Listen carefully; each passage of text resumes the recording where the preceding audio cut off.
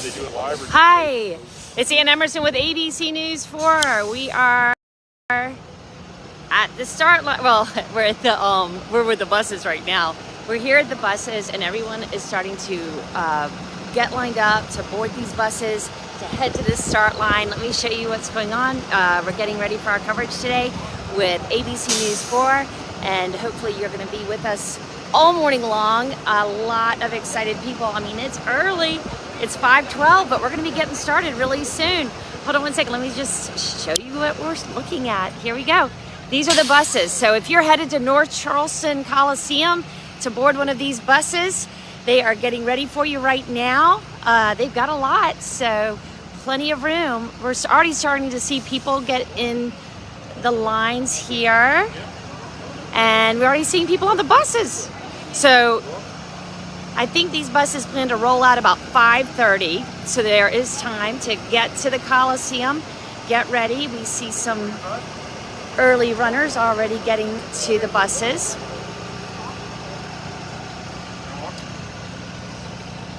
And they have been lined up. They go all the way around. So this morning we are starting our coverage here. Basically, we're getting ready for the runners of the Cooper River Bridge Run. We are super excited to see everybody out here. There is plenty of room to park. We've been out here for about half an hour just to see what's going on and how everybody is getting here. There is plenty of room, everyone. If you want to get one of these shuttles, you're not gonna have a problem. Not today. It looks like they've got a lot of buses for the crowds that are going to be coming out. I'm just taking you down the line here so you can sort of see what I'm seeing. It's still dark. It's not too cold. Looks like it's going to be a perfect day for a bridge run. And a lot of people are planning to be here. We got about 20,000. Hi. We've got about 20,000 people coming in to be here for the bridge run. And we certainly will see plenty of these folks coming through the Coliseum to get on the buses from wherever they are. When we were coming in, actually, we had a chance to kind of go around the Coliseum a little bit and see the hotels around here are packed. Obviously, there's a lot of visitors to this area right now. We've got a lot of runners who have chosen to come into town and parked at the hotels, it looks like. So right now there's little pre-activity going on. A few people getting on the very first bus, and plenty of room to park, to get all of your things together and get ready for your bridge run. So we are here with ABC News 4. You're going to see me here this morning. I'll be here talking to some of the excited runners that are coming in, and then we'll be getting on one of the buses and we'll be taking you straight to the start line. So we'll see you soon.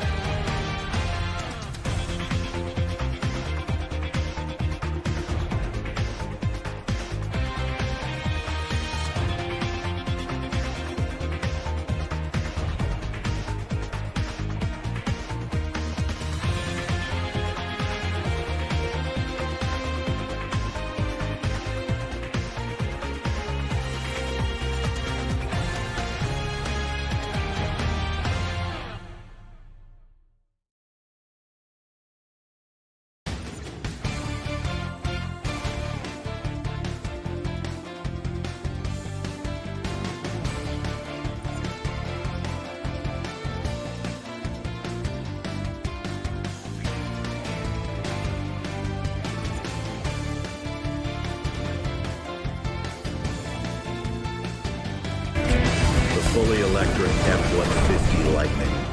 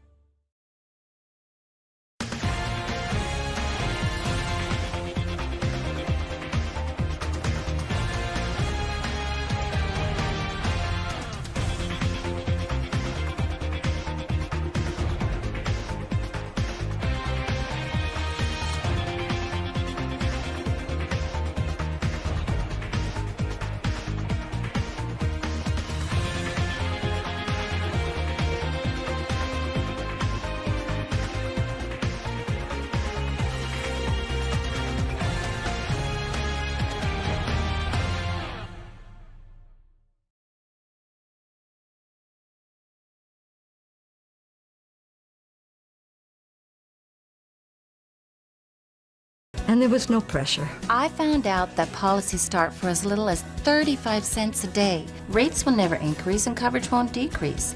I'm going to call today. Ask about the free prescription discount card. Oh, I'm so glad you'll be taken care of. Call 1-800-471-4694. That's 1-800-471-4694. You're watching Game Time with Boomer Esiason. We're back.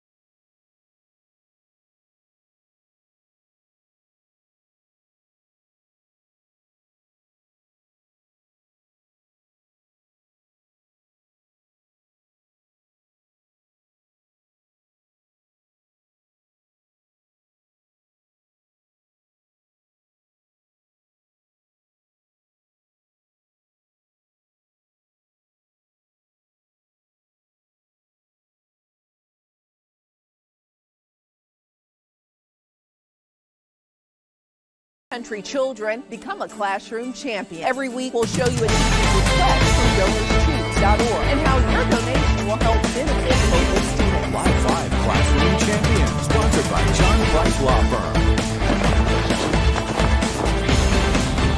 Oh, say, can you see by the dawn's early light what so proudly we hailed at the twilight's last gleaming, whose broad stripes and bright stars through the perilous fight o'er the ramparts we watched were so gallantly streaming, and the rockets heard there, the bombs bursting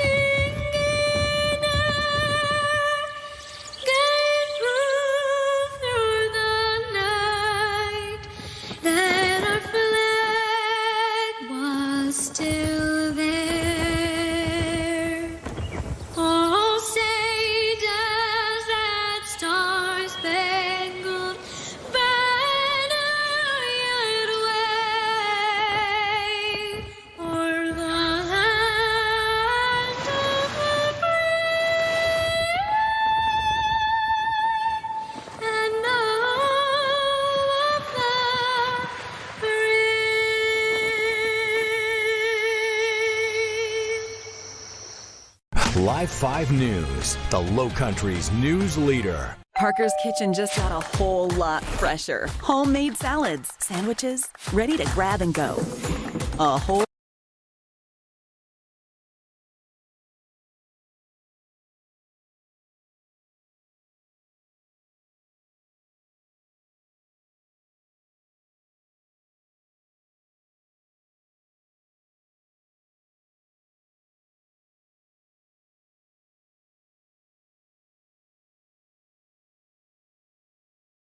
smell of it, the familiar feel of it against the skin. Storm coming.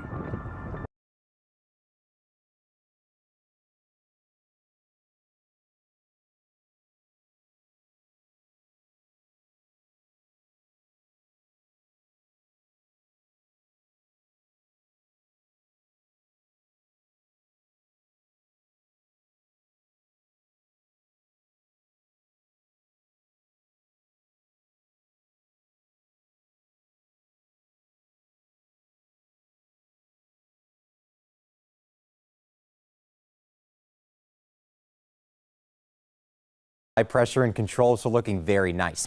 Winds coming in from the northeast this start. We're in the 40s and 50s, but we do warm up nicely. In fact, as we look at the forecast for the bridge run, of course, the race will start at 8 o'clock today. Temperatures will warm into the 50s if you're not there already. And then into the end of the race time frame, we're looking at temperatures in the 60s. But how warm do we get this afternoon? Plus, we do have rain and storms in the forecast. We'll have those details in just a few minutes. Well, hundreds of people in Ukraine have been able to escape the hard-hit port city of Mariupol, but a larger planned evacuation was delayed amid constant Russian shelling. Meanwhile, there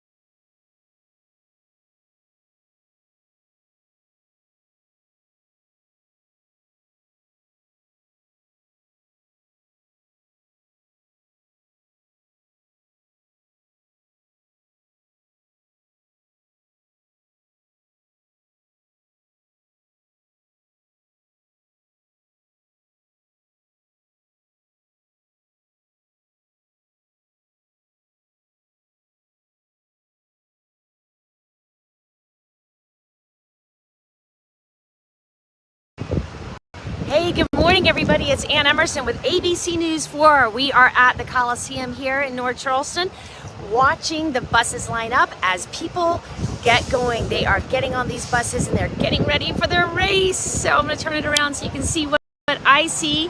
We've got people lining up right now. What time is it? 5:45. So we've got folks already getting ready to go for their run. 45th annual Cooper River Bridge Run. This is one of the first starting places where you're going to see everybody. And this is the first, well, this isn't the first bus. This is lined up. So everybody's kind of getting through the corrals. It's really organized here. We have a ton of people here helping, making sure that you're getting on the right, getting in the right place, parking in the right place. And really, I mean, this is probably, see, we got one going out right now. And they're headed to Coleman Boulevard to get to that start line, of course. Now, there has been, we've seen so many people here as far as helping to organize this and make sure that everybody gets on a bus and has a good place to park. There's plenty of room to park. As you can see, the corrals are still very open, so it's not like people are waiting for a long time right now. So you could like literally see people are coming through, parking, getting into this area. We're in Lot E of the North Charleston Coliseum, so that's really easy to get to, right? So you know exactly where you are right now. Sun hasn't come up, of course, so it's a little chilly out here, but they're getting everybody onto these buses. They're getting ready for a great start to the Cooper River Bridge Run. When you get here, besides all of the parking behind me, you can see you've got this huge parking deck behind me, but also, there's places like they've got porta potties up here as you get to the buses. If you're waiting, you've got plenty of buses. Literally what they do is they fill them up and they roll out. They fill them up and they roll out because you've got so many of them right behind me. I'll give you one more shot of it. See, got so many buses here at the North Charleston Coliseum, so plenty of room for you guys to get on board and get here. It's still early, you got time. It's 5:47, so you've got plenty of time to get here and get ready. We got excited runners. It's super fun, and it's so much fun to have these guys and get on the bus with them too, because it just gives you a minute to kind of sit down and talk to other runners and find out who is coming in from out of town, who's ready to run a great race. Now we're going to be giving you some live coverage. It starts at 6:30, so stay with ABC News 4. We are going to be broadcasting live all morning. We've got a great lineup. We've got our reporters everywhere. We've got our photographers everywhere. We've got people on the bridge. We've got them at the start line. You're going to see them. Everybody is going to be there. So stay with us all day. We're going to be covering this, and then tonight we're also going to be running packages about what we saw and did and all of the runners, and it's just such a great day. And seriously, could we ask for better weather? It's going to be really, really wonderful. Now, actually, as I've been just talking, a lot more people are starting to get in line, so it is starting to heat up a little bit. We definitely see a lot of people that want to get in and get to their race. So we'll check back in with you soon. I will be live at 6:30, so you'll see me on the air and on Facebook. Got any questions? Feel free to contact me at Twitter too, at Auntie Emerson. Got any questions at all, I will certainly try and let you know, but get out here. It's time to run the race.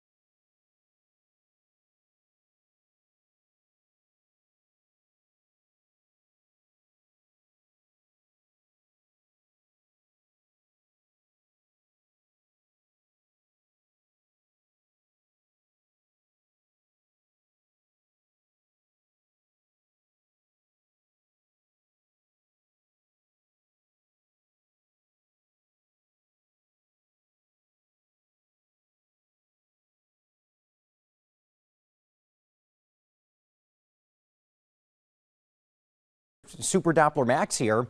Nothing. So yeah, you don't need the rain gear this morning. We'll zoom on out. What we have is high pressure firmly in control.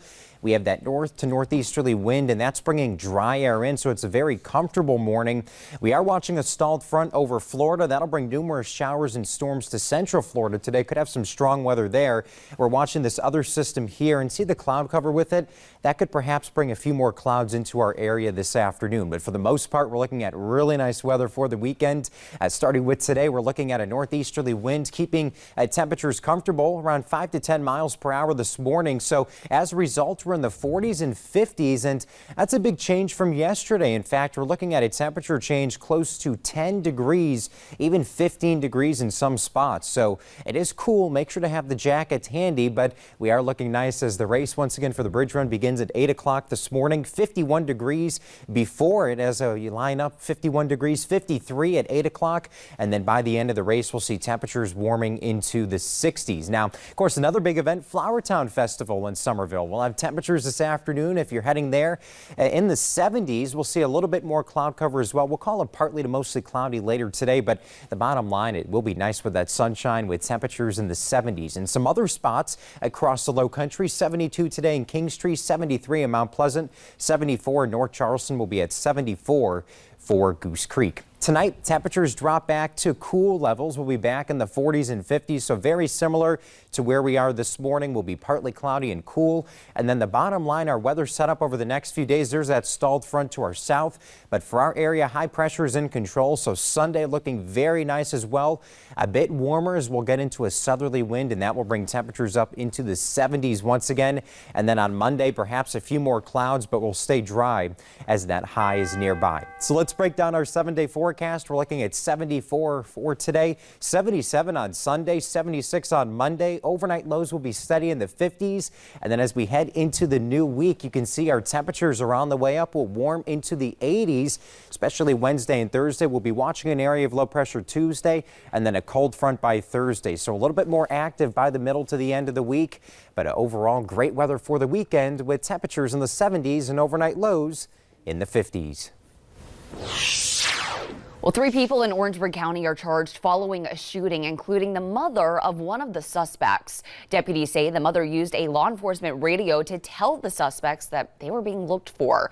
According to the Orangeburg County Sheriff's Office, Isaiah Tucker and Mark Harper Jr. are both charged with 3 counts of attempted murder. Deputies say they shot at a home on Shepherd Lane that had 3 people inside of it. Thankfully, no one was hurt. Tucker's mother, Deborah Tucker, is charged with obstructing justice. Meanwhile, Kimberly Thompson, the mother of Harper, is being charged with trafficking methamphetamine after it was found in their home while Harper was being taken into custody.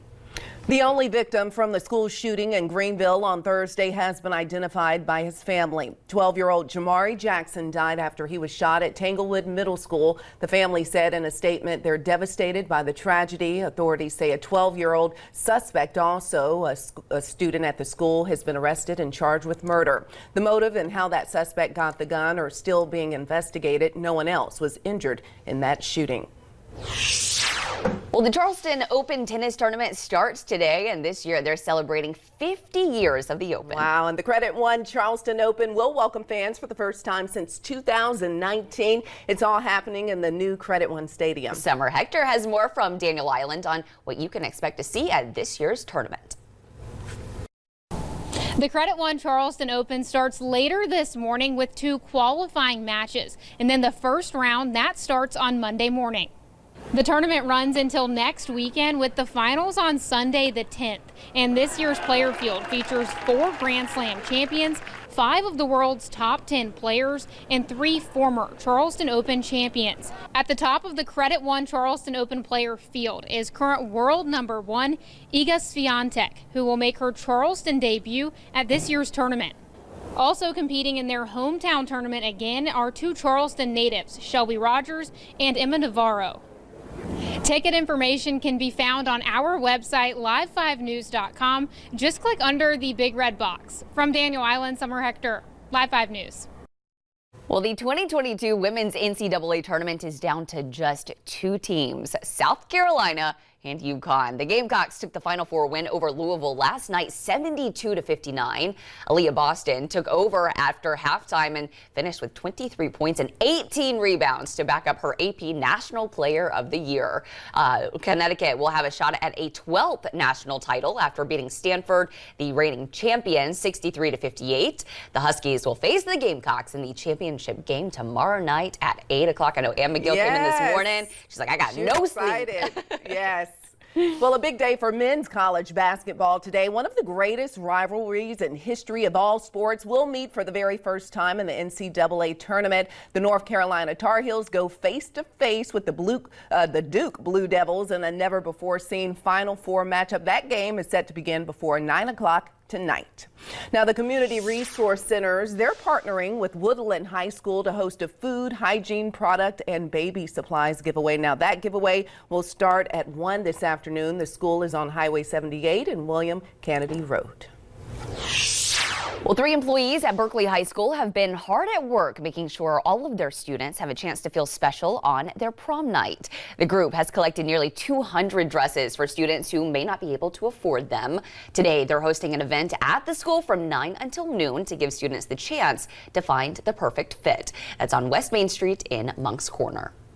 The Burton Fire District is honoring those with autism. April is Autism Awareness Month, and it affects 1 in 44 children, according to the CDC. Burton firefighters will be wearing specially made work shirts to raise awareness and honor families affected by autism. Burton Fire Chief Harry Roundtree says he hopes the shirts will let those dealing with this disorder know that they are seen and that they are aware and support their special requirements and needs. Up next, tax season is here again, and time is running out to file. How one professor at the University of South Carolina is giving tips on filing your tax.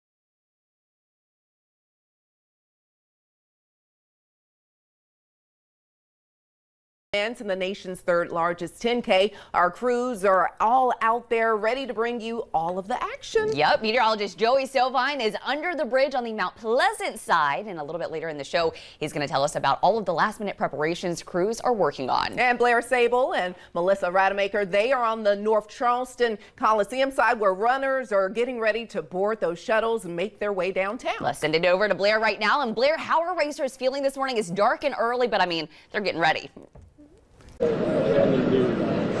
Yeah, well, Michael, I can tell you it is a little chilly out here, but the crowds have really come out in the last 10-15 minutes or so, and everybody seems excited. They seem ready to get started on this race. Of course, as you mentioned, a lot of folks are heading onto these buses that you see right behind me to head to the start line at Coleman Boulevard. But I want to take you over to meet some folks that have kindly chosen to wait to get on the bus so they can talk to me about the run this morning. So good morning, everyone. Thank you for joining me. So where are you guys coming from again? Winston-Salem, North Carolina. Okay. How was the trip over here? It was good. It was smooth sailing. Yep. Smooth sailing. Okay, so also I wanted to talk to you guys because you are dressed up this morning.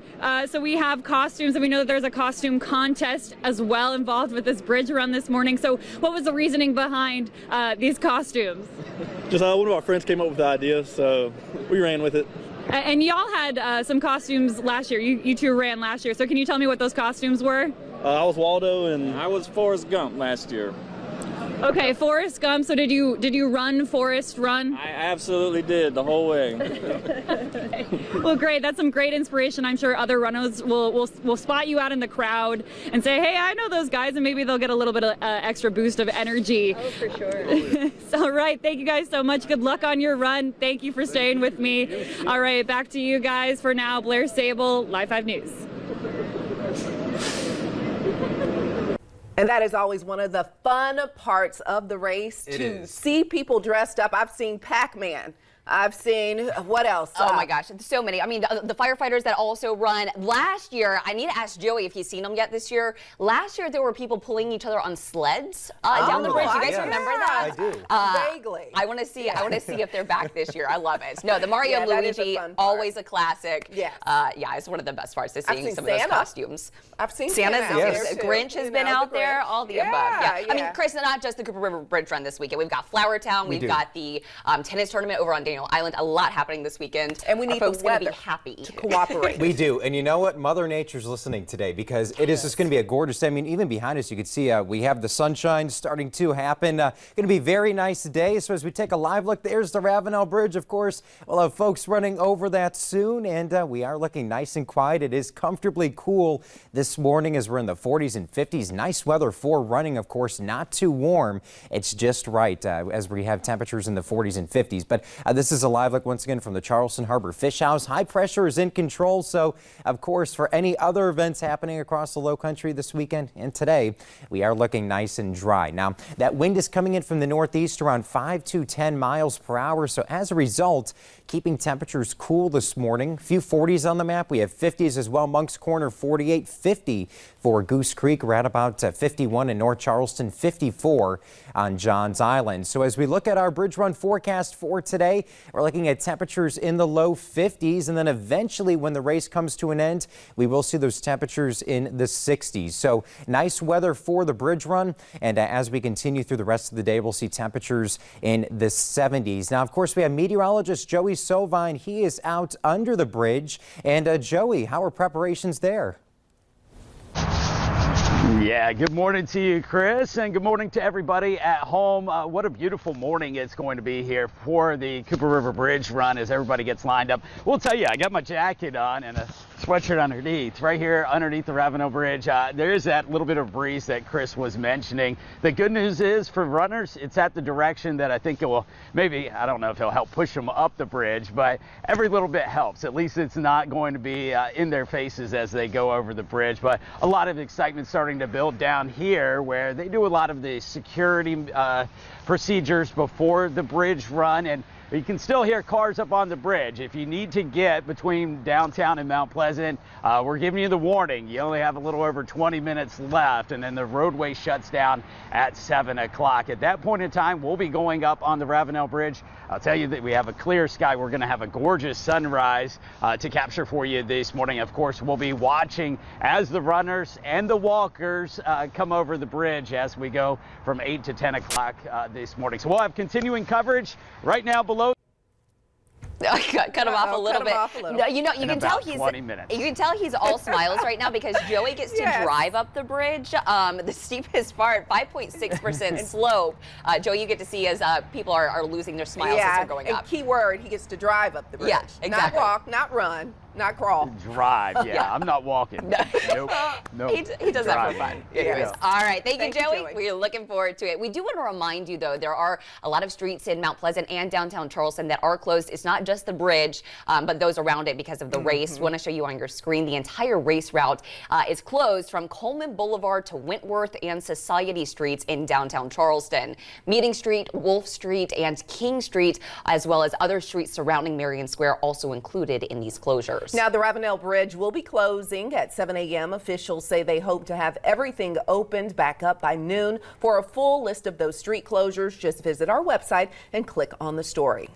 And don't forget about the Finish Festival after the race. Everyone is welcome. That's also another favorite part. That's going to be in Marion Square from 8 a.m. until noon on Calhoun and King. There will also be food and drinks, music, tons of vendors. Most shops on King Street will also be open. And several bars and restaurants will be open as well, and some are even holding special events for the Bridge Run, including the Bay Street Beer Garden. They'll be holding their Bridge Run Bash starting at 10 o'clock this morning. There will also be live music. Nick Reagan, Lauren Quinlan at Marion Square today. So if you see them, make sure to say hi. Yes, plenty of things to do out there after the race. Now, coming up, we will have a look at other fun events this weekend that are happening around the Lowcountry. And we are just over an hour from the start of the 2022 Cooper River Bridge Run. Of course, our full team coverage will continue after the break.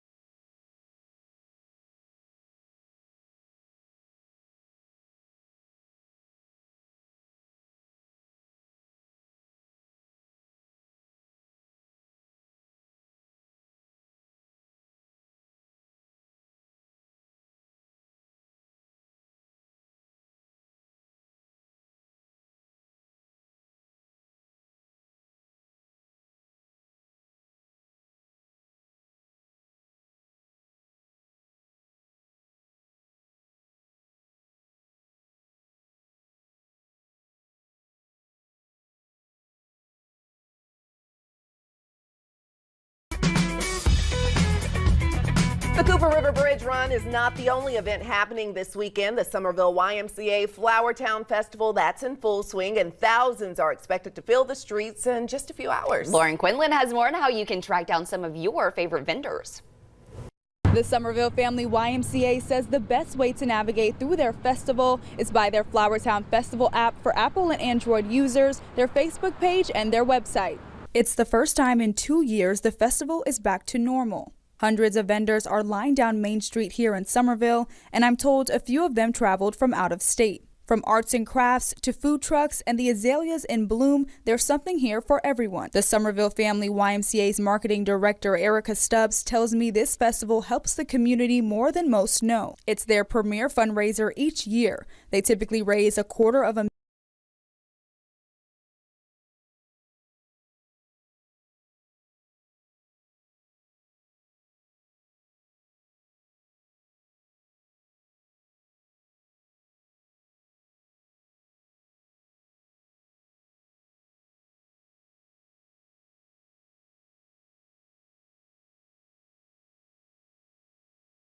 You later, maybe we'll see you along the path.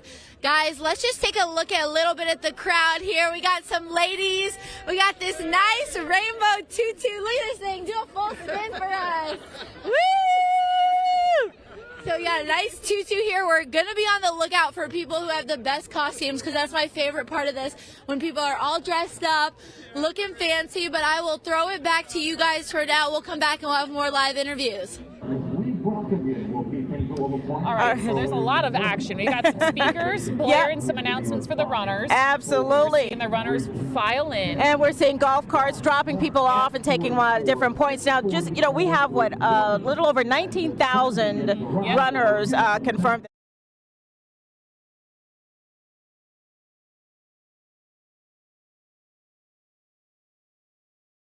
One of the top 20 was from North Carolina, which is pretty exciting. Yeah, okay, saw all right. that. So we got some Carolinas in the top 20, but the real question is, will those elites hold on to their top spot? That's the question. I think Scott Eisberg is going to be monitoring that very closely. Darren Goldwater also monitoring that very closely for us And of today. course, we'll be talking with Darren, because he's going to be calling the race, which is always exciting once that gets underway. 14 male elites this year, 12 female elites, and some 12 wheelchair elites. 12 wheelchair elites as well. And three. Three? I thought it was 12. Three?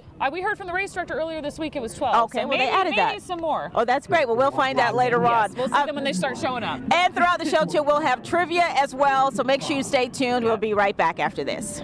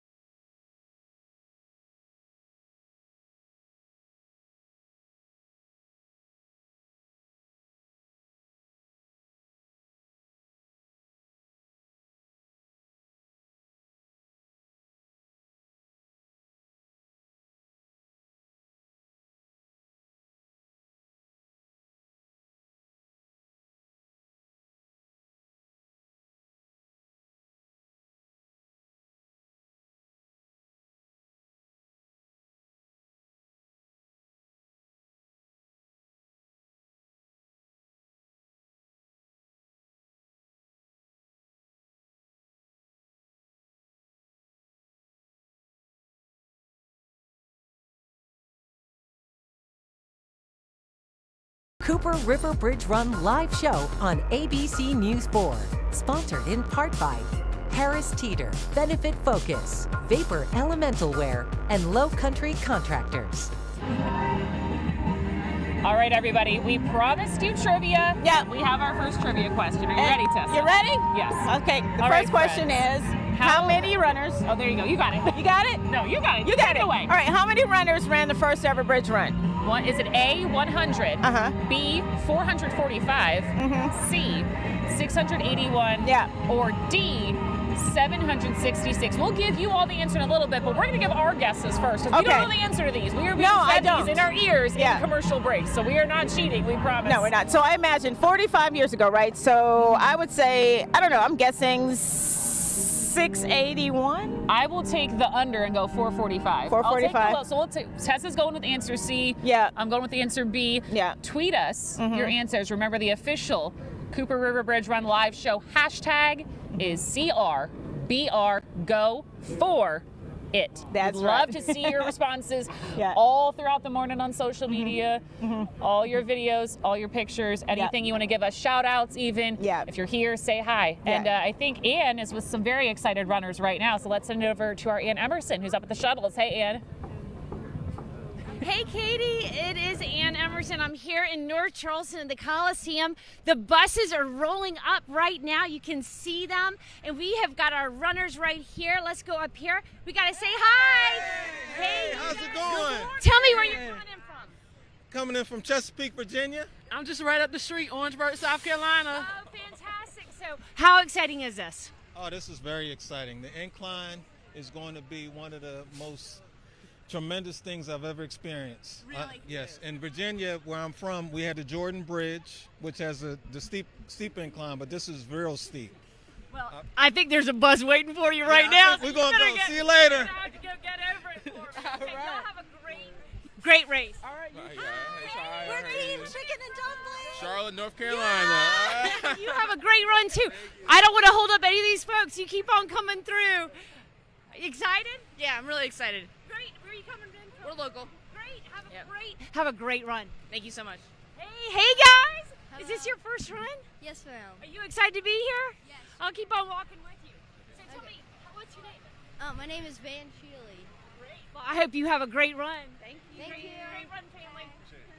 So we've got families out here. We've got groups out here. We talked to a group a little earlier, and just so much fun. Lots of people together working to get on these buses.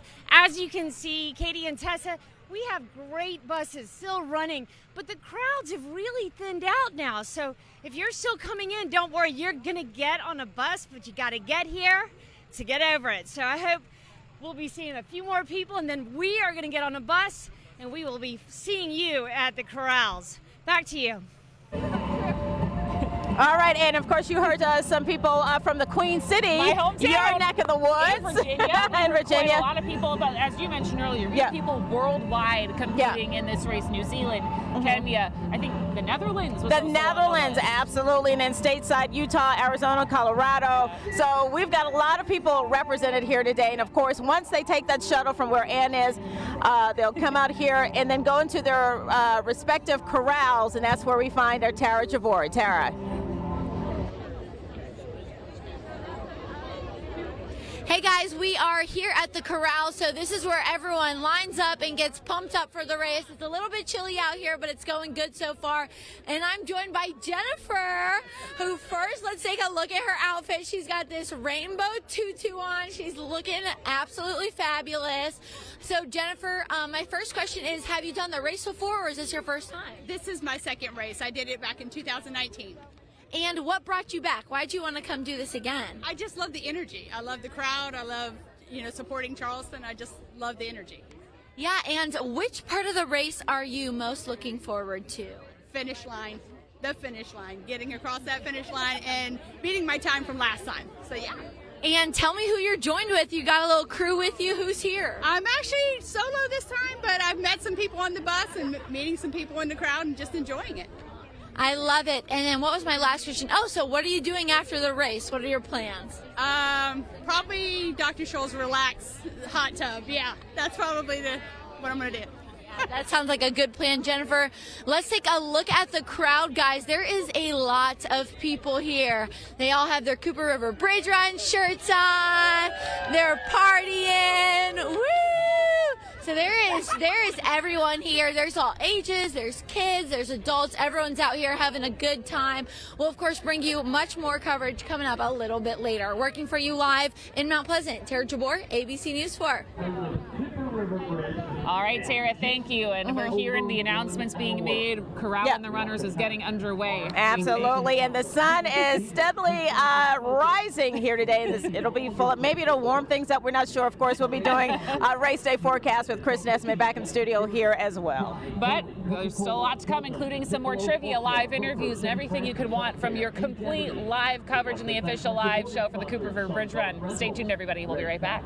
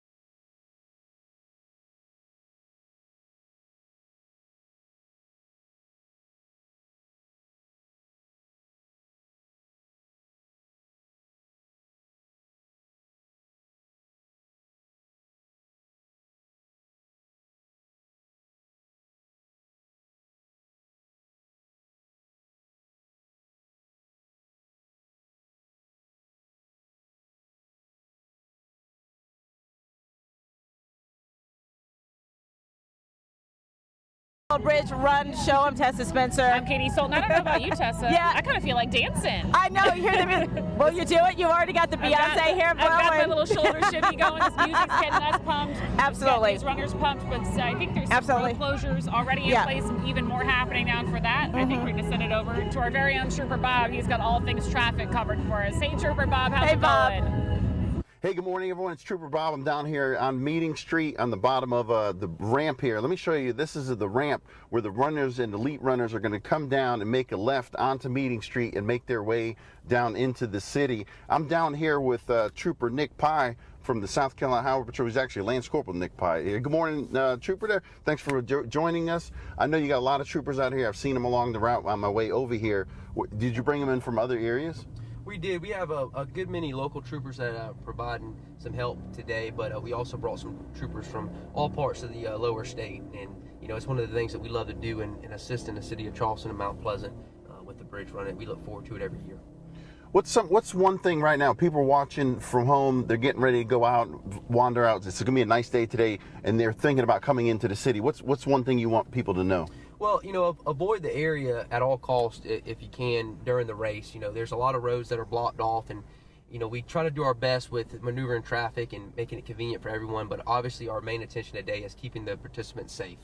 And just notice as well that as the day goes on and we do open things back up, that there's going to be a lot of people in Charleston, in Mount Pleasant, on the beaches, stuff like that. So a lot of pedestrian traffic. Just be safe, pay attention, and enjoy the weather. And this is a great time for Charleston. It's always a great event, and we look forward to it every year. You ran a lot in patrol school. Have you ever done the bridge run? I have not. I've trained for it a couple times, but I think I'm going to have to bite the bullet and run it. So I might be doing more walking than running, but we'll see. We'll talk to the colonel, make sure we can get you out there next year, run a bridge run. Hey, this is, again, we're down here. I'm live right here on Meeting Street. When you come off the ramp, you'll make a left. If you're running, I'll be out there to meet and greet the folks. But right now, I'll send it back over to Katie and Tessa. Right on up to 1069. We'd like to certainly thank our... All right, thanks, Trooper Bob. And I think we've got a lot of people sending us stuff on social media with our official Cooper River Bridge Run hashtag. For more on social media, let's send it over to Bill Burr, who is in the studio. Hey, Bill. Hey there, Katie and Tessa. We are keeping an eye on what's happening on Twitter as well as Facebook. This is always fun because we get to see the runners and the walkers' perspective, and even our colleagues that are out in the field covering the Cooper River Bridge Run. Our good friend Sonia Stevens tweeted this picture not too long ago. She is down at Marion Square, not too far from the finish line. And this is a gorgeous picture right here of the American flag with a church steeple in the background. And she says that she just got to Marion Square as they're setting up for all the runners and the walkers after the race. That's where all the action is going to be taking place a little bit later on this morning. And we have a picture here from our good friend Tara Jabor. We heard from her a short time ago. She is at corral number 1, and she says it's ready for the race. It's already filling up with people, lots of energy and cute costumes. Join us on ABC News 4. If you get a chance, if you have family or friends that are taking part in the bridge run, if you can, text them and tell them to tag ABC News 4 on Twitter, and also look for us on Facebook as well, and we'll try to get your family and friends and get their social media pics on TV. And where are we going to next here? Okay, speaking of Tara Jabor, she is live right now at one of the corrals in Mount Pleasant on Colon Boulevard. Hey there, Tara, good morning. Hey guys, we're here at the corrals. They're playing Sweet Caroline right now, so everyone's dancing, but I found 3 people, Marie, Shawanda, and Nick. Guys, so first tell me, is this your first time coming out? Have you done the run before? What's up? This is my first time. First time? Fourth. This is my first time. Awesome. So you've been here 4 times. What keeps you coming back every year? I like the energy. It's fun and it's for a good cause. Yeah, absolutely. And which one of you guys, what part of the race are you guys most excited for? The end. Well, what about you? Me? I think I'm excited about the whole thing. I can't wait just to meet some people, have fun with my friends here. And, I'm feeling good today. I think I got a little pep in my step. We're going to do something today. May not be the fastest, but, it's looking good out here. Yeah, of course. It's just for fun. It doesn't matter about time. And so we said we found the shortest runner and the tallest runner. So, wait, let's see the height difference. If you guys go back to back, let's see. Morning. Oh, well, thank you guys so much. We really appreciate it. So, guys, let's take a little bit of a look around the corral, see who's out here. There's really a lot of people out here, and they're all kind of separated, just lining up, getting ready for the race. And yeah, so we'll join you guys a little bit later. We'll see you soon. All right, thanks, Tara. Even more music. Yeah, and I like it. I want to just get up and start dancing. I can't right now. We do understand that, but let's go out to North Charleston where we find our Ann Emerson out there with the bus shuttles. Ann, how are things looking? Hi, everybody. It's Ann Emerson, ABC News 4. I am live on the bus. So much fun. We have a full bus here. We got on one of the last buses out of North Charleston, didn't we? What were y'all doing this morning? Drinking coffee and like, oh, wait a minute, I got to go get on the bus. Run to the bus. That's right. Tell me a little bit about this group right here. Now, where are you coming in from? So we got a variety of people from Philadelphia, from Georgia, Columbia. We're Manning, South Carolina. Manning, woo-woo! Oh gosh. So have you run this race before together? I've done it. This is my 3rd time, second time. First time. But first time for everybody else. So what does it mean to you guys to be able to get together right now? I mean, we're kind of post of, you know, kind of coming on the far end of the pandemic and being able to all get together and do this? What is this like? It's like checking off the bucket list. My first one. This is your first race? Yes. Oh, you're going to get over it. Oh, I am. I'm ready. I'm totally ready. Great. I've got some folks back here. Are you ready to run the race? Yes. Okay. Where are you coming in from? Greenville, South Carolina. Oh, wonderful. It's good to see you. Thanks so much. Well, we have a great crowd here, and we got a great crowd in front of us here. We are on our way, and we should be there in about 10 minutes, and I will be talking to you guys from the start line, but this is exciting. We're going to have a great race. Back to you guys. Okay, and they've got the exciting times at the corral and at the bus shuttle, but the mood seems to be very good here this year. Lots of energy, lots of enthusiasm. Things are back to normal, which is very exciting. And stay tuned. We're going to be right back after this with more live action from right here on the Cooper River Bridge Run.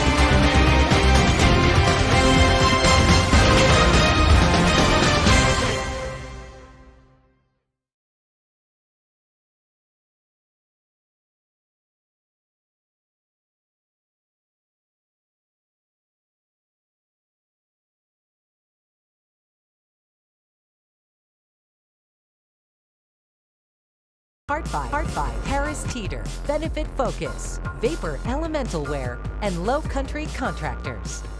All right, everybody, I'm Katie Solt. You may have noticed this is not Tessa Spencer. This is our man of the hour. This is our play-by-play guy. This is Darren Goldwater. Darren, thank you for taking some time before the race to chat with us this morning. You've had your eyes on the stats on the runners. What are some things you're looking out for today? I think the first thing I'm looking out for is the wind. Right now it's about 6-7 miles an hour. It's gusting. I talked with Dave Williams a little while ago. There are some gusts in there pushing up to 10, 12. Oh, wow. So I was talking with the elite athlete coordinator a little while ago. He said with this wind, it's a tailwind. So potentially it's a record eligible type of day. Now, the women have been on fire recently. The men haven't really threatened a record in a while. So maybe we've got something today. And the first place runner from the men's side from last year is not back this year. That opens up the field a little bit. Correct, but the second place runner is. Leonard Career is in the field, and I just mentioned that we haven't had anyone really threaten the record. Only one guy since 2000 has broken 28 minutes. He's in the field as well. Silas Capruto, he's wearing bib number 1. Leonard Career, who finished second, in September, he's wearing bib number 3. So, and the women's winner, she's back as well. So there is a lot of competition in this field. It's a loaded field again. But you mentioned that tight turnaround time from September to now. Is that going to matter for these elites, or are they just pros at this point? They're so used to running, it doesn't matter. I don't run, so I don't know. But I would assume, I mean, these guys go on circuits, right? When you do research for all of these runners, you can find the various races they've been in Atlanta or somewhere out west or in the Midwest. So it's been a circuit already. So I think it's probably part of the norm. It just kind of slides into their schedule. Who knew that wind that makes us chilly is going to help these runners out? That is very interesting. Some very interesting stuff. So you're watching these winds. What else are you really keeping an eye on? Are there any standouts to you other than Leonard? I think, you mentioned his name off the top. Anybody else that you're like, he could pull ahead or she could pull ahead and take that top spot? I'll go back again to the conversation I had with Michael, the elite athlete coordinator, who said that Alex Masai, he's wearing bib number 8. He just graduated from Hofstra. So there is a bit of an unknown about him, but he's being talked up a lot. He was twice the CAA Runner of the Year. That's the same league the College of Charleston competes in 2019 and 2018. He's got the Hofstra record, a couple of different records at Hofstra. So maybe as kind of an underdog story, Alex Masai, number 8, that could be one to watch for. This is such an exciting time to watch all these athletes. This is your second race. What does it feel like to be back for year number 2? Well, I know a little bit more. I mean, honestly, I've lived here for 20 years, and last time was the first time I was at the starting line. I've never participated in it. So I have a little bit more of an understanding of what to expect, not to fall out of the truck, the pace car, which almost happened 3 different times. Oh, goodness. So we're ready for that this time, we think. But overall, there's going to be a pack of runners as we come towards the bridge. They'll start to separate as you get to the highest grade of the bridge. It's a little bit more than 5%. And then once you get to the top of the bridge and start to come down, that pack that separated will start to separate a little bit more again. So it'll be basically a sprint to the finish once you get down onto meeting. And that's the coolest spot to me, is watching them come over the bridge, that peak moment with the sun. It's so picturesque. It's very Chariots of Fire in my mind, in a sense. It is. And you can't see it. There's a huge American flag above us. And as the sun rises, I mean, Chariots of Fire is a very good way to put that. Well, Darren, you're a busy man today. You've got places to go, runners to watch. Thank you for taking some time with us this morning. We appreciate it. You're going to be able to hear Darren giving a play-by-play of the elites once that race kicks off in less than half an hour? Yeah, I think the elites go at 8. The wheelchair division starts a little bit before that. So we're ready. We are ready. Complete official live coverage here with our man Darren. Thank you, Darren. I think we're going to try to send it over to our Sonia Stevens, who is in Marion Square, I believe. Sonia, what do things look like in your area? What are you watching in Marion Square?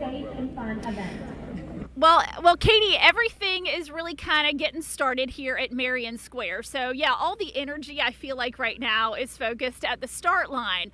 But everybody here is preparing for all the energy after the race. So, of course, all the energy at the finish line, and then everybody funnels into here at Marion Square. So they're getting ready to rehydrate and to kind of help these participants refuel afterwards. There's going to be a lot of fruit set up, and then there's a lot of booths here as well, so people can kind of hang out after the race and just kind of relax after getting over it, so to speak, after that 6.2 mile run and walk rather. So right now we're seeing a lot of volunteers kind of gathering. They're getting trash cans together. Something cool I noticed, they've got some recycle bins, so really trying to think green, and they're going to recycle all those bottles and all that plastic and make shirts out of it.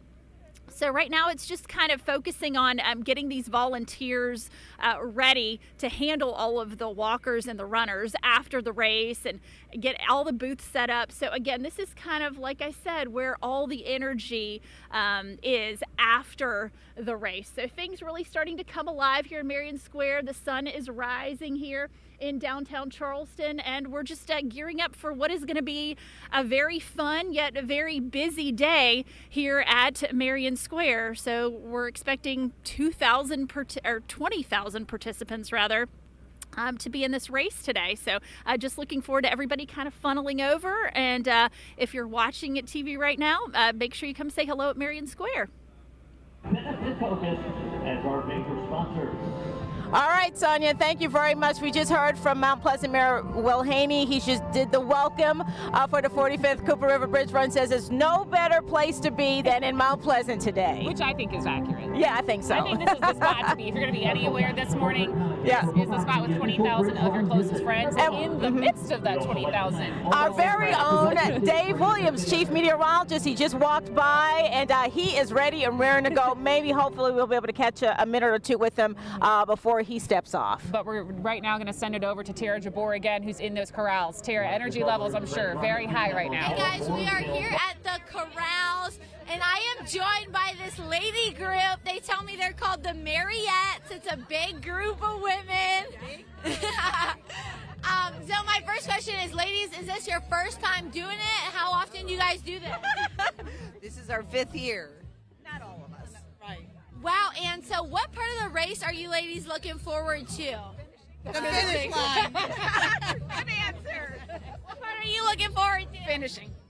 And I guess so. You guys have done this before. What part of the run is your favorite part? Are there any views that you like? Up at the top of the bridge, and the bands are playing, and the people are all, excited and happy. Yeah, it's good. Yeah, and what are you guys doing after the race? Do you have any plans after? Going to Mary's house. Continuing happy hour. Alrighty, ladies. Well, thank you so much for joining me. I appreciate it. Bye, guys. So, yeah, guys, just a lot of energy out here. A lot of people just having a really good time. I think we're under an hour until we start. So we're going to go look for more people, and then we'll come right back. Oh, my hand is frozen. All right, thanks, Karen.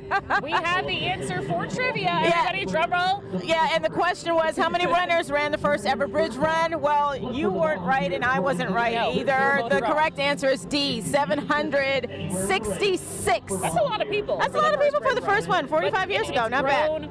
From 766 to almost 20,000 this year, and in previous years, close to 40,000. And we know COVID had a slight impact on that. That's right. It was canceled in 20. Things are normal this year. Restrictions for COVID were lifted earlier in the month. No vaccine requirement, no mask requirement, no negative test requirements. So none of that. Really, none of that. We've seen a couple people in masks, but not really most people embracing the normalcy. Yeah, and they've also provided hand sanitations. If you want to use that, so maybe some people will opt to use that and be extra careful because we're still kind of in the pandemic a little bit, but it's good to see. I think there's a sense of people out here having a little sense of freedom to greet each other in the traditional ways and have fun and say and all of that.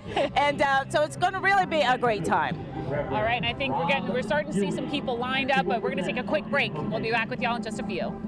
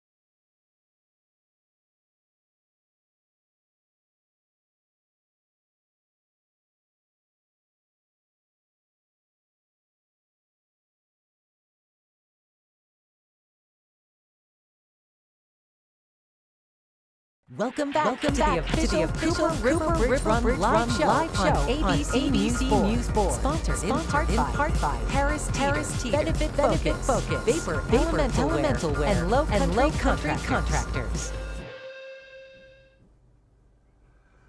All right, hey, it's Trooper Bob here with you for the Cooper River Bridge Run. I'm down here on the bottom of Meeting Street. As you can see, police are clearing this intersection out there for the runners. We're going to see the wheelchair participants come through here. They actually right behind me. They have a pine straw set up in case the wheelchair runners come straight through. Need to stop before the building. Put some pine straw out. Yes, sir. Yes, sir.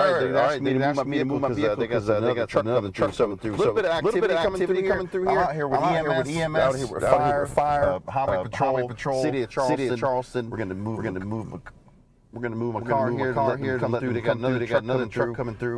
But as you can see, I'll see everybody coming here from the first runner to the last runner, and it's a really good spot to be down here. A lot of folks cheering, a lot of folks on. And I'm going to send it back to you guys because I got to do some maneuvering here to let this big truck through.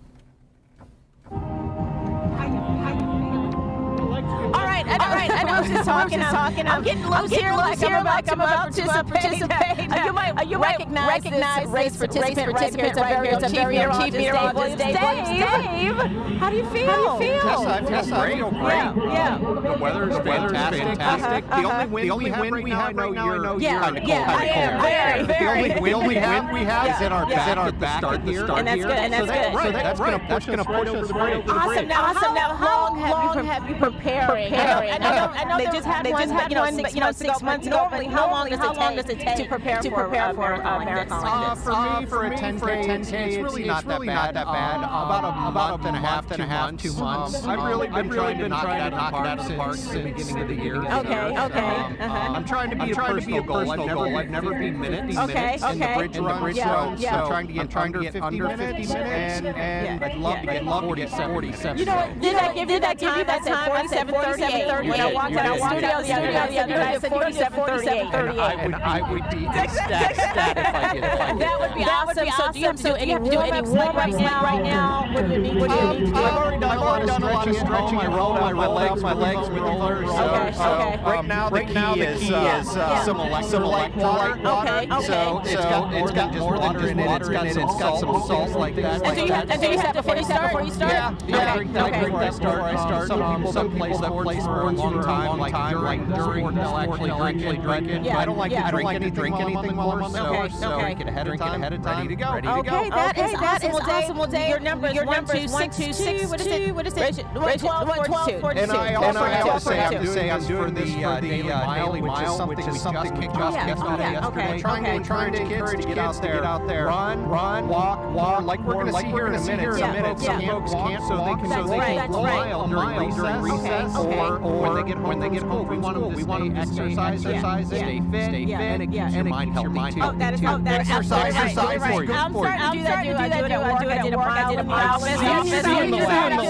Getting it in. So it's really important to get moving. And I'm just so proud of you. And just to be able to watch your journey. And I hope you get 47:38 for that, or better. I like it. 47:30. All right, Dave. Take care. All right. And I know we're here at the 45th Cooper River Bridge Run. They're getting ready to push off here in just a little bit with our wheelchair participants and with the strollers. And this is when we really get down to the nitty-gritty, to the meat of things. And then following by that, it's going to be our elite runners. And what corral are you going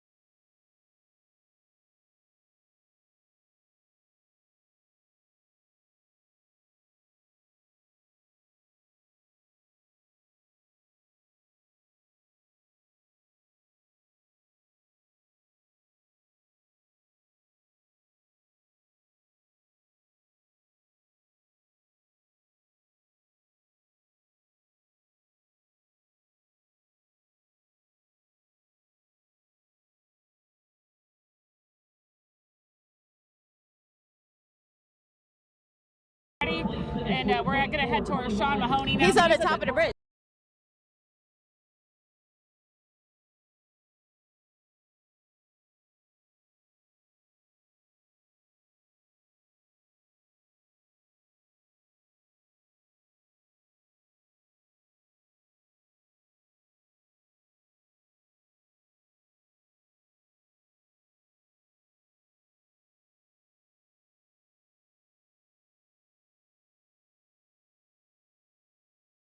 We have some sirens coming through just to get a little feel. There's the energy we're looking for, but absolutely beautiful. Probably one of my favorite parts of being on top of this bridge, but with the bridge got closed down just a couple minutes ago, we're getting ready for some racers to come by. We're at the peak. This is the peak where everyone wants to get over it, go for it, and we're going to have some more people coming down once we start to get those races started. But right now, we're just having a good time up here looking at the pretty view, just kind of taking it all in before this bridge becomes packed with nearly 20,000 racers as we get closer to race time. But I mean, I could look at this all day. I don't know about you guys, but this is just so beautiful, and we're going to have a little bit more coverage from right here on top of the bridge once we start to get some of those racers coming through, especially those wheelchair racers and some of the elites, as we'll have more coverage as they come through this bridge. But for now, I'll send it back to you guys. I'm going to enjoy getting a little bit of golden hour, getting my getting some pictures in. What about you guys?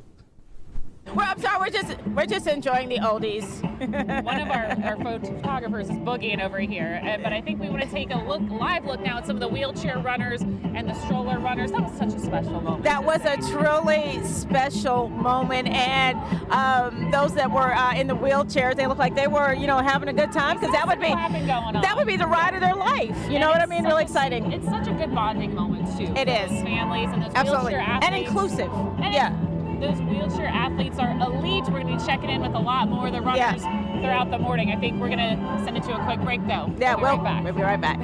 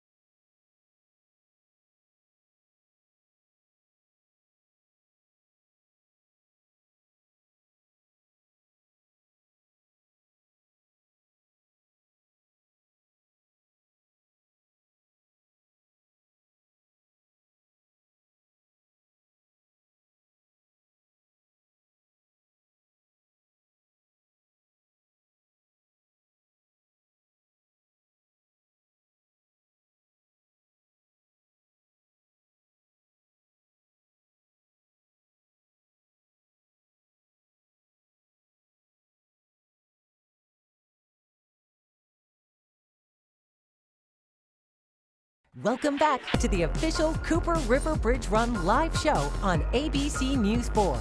Sponsored in part by Harris Teeter, Benefit Focus, Vapor Elemental Wear, and Low Country Contractors. For the first start of the 1978 race.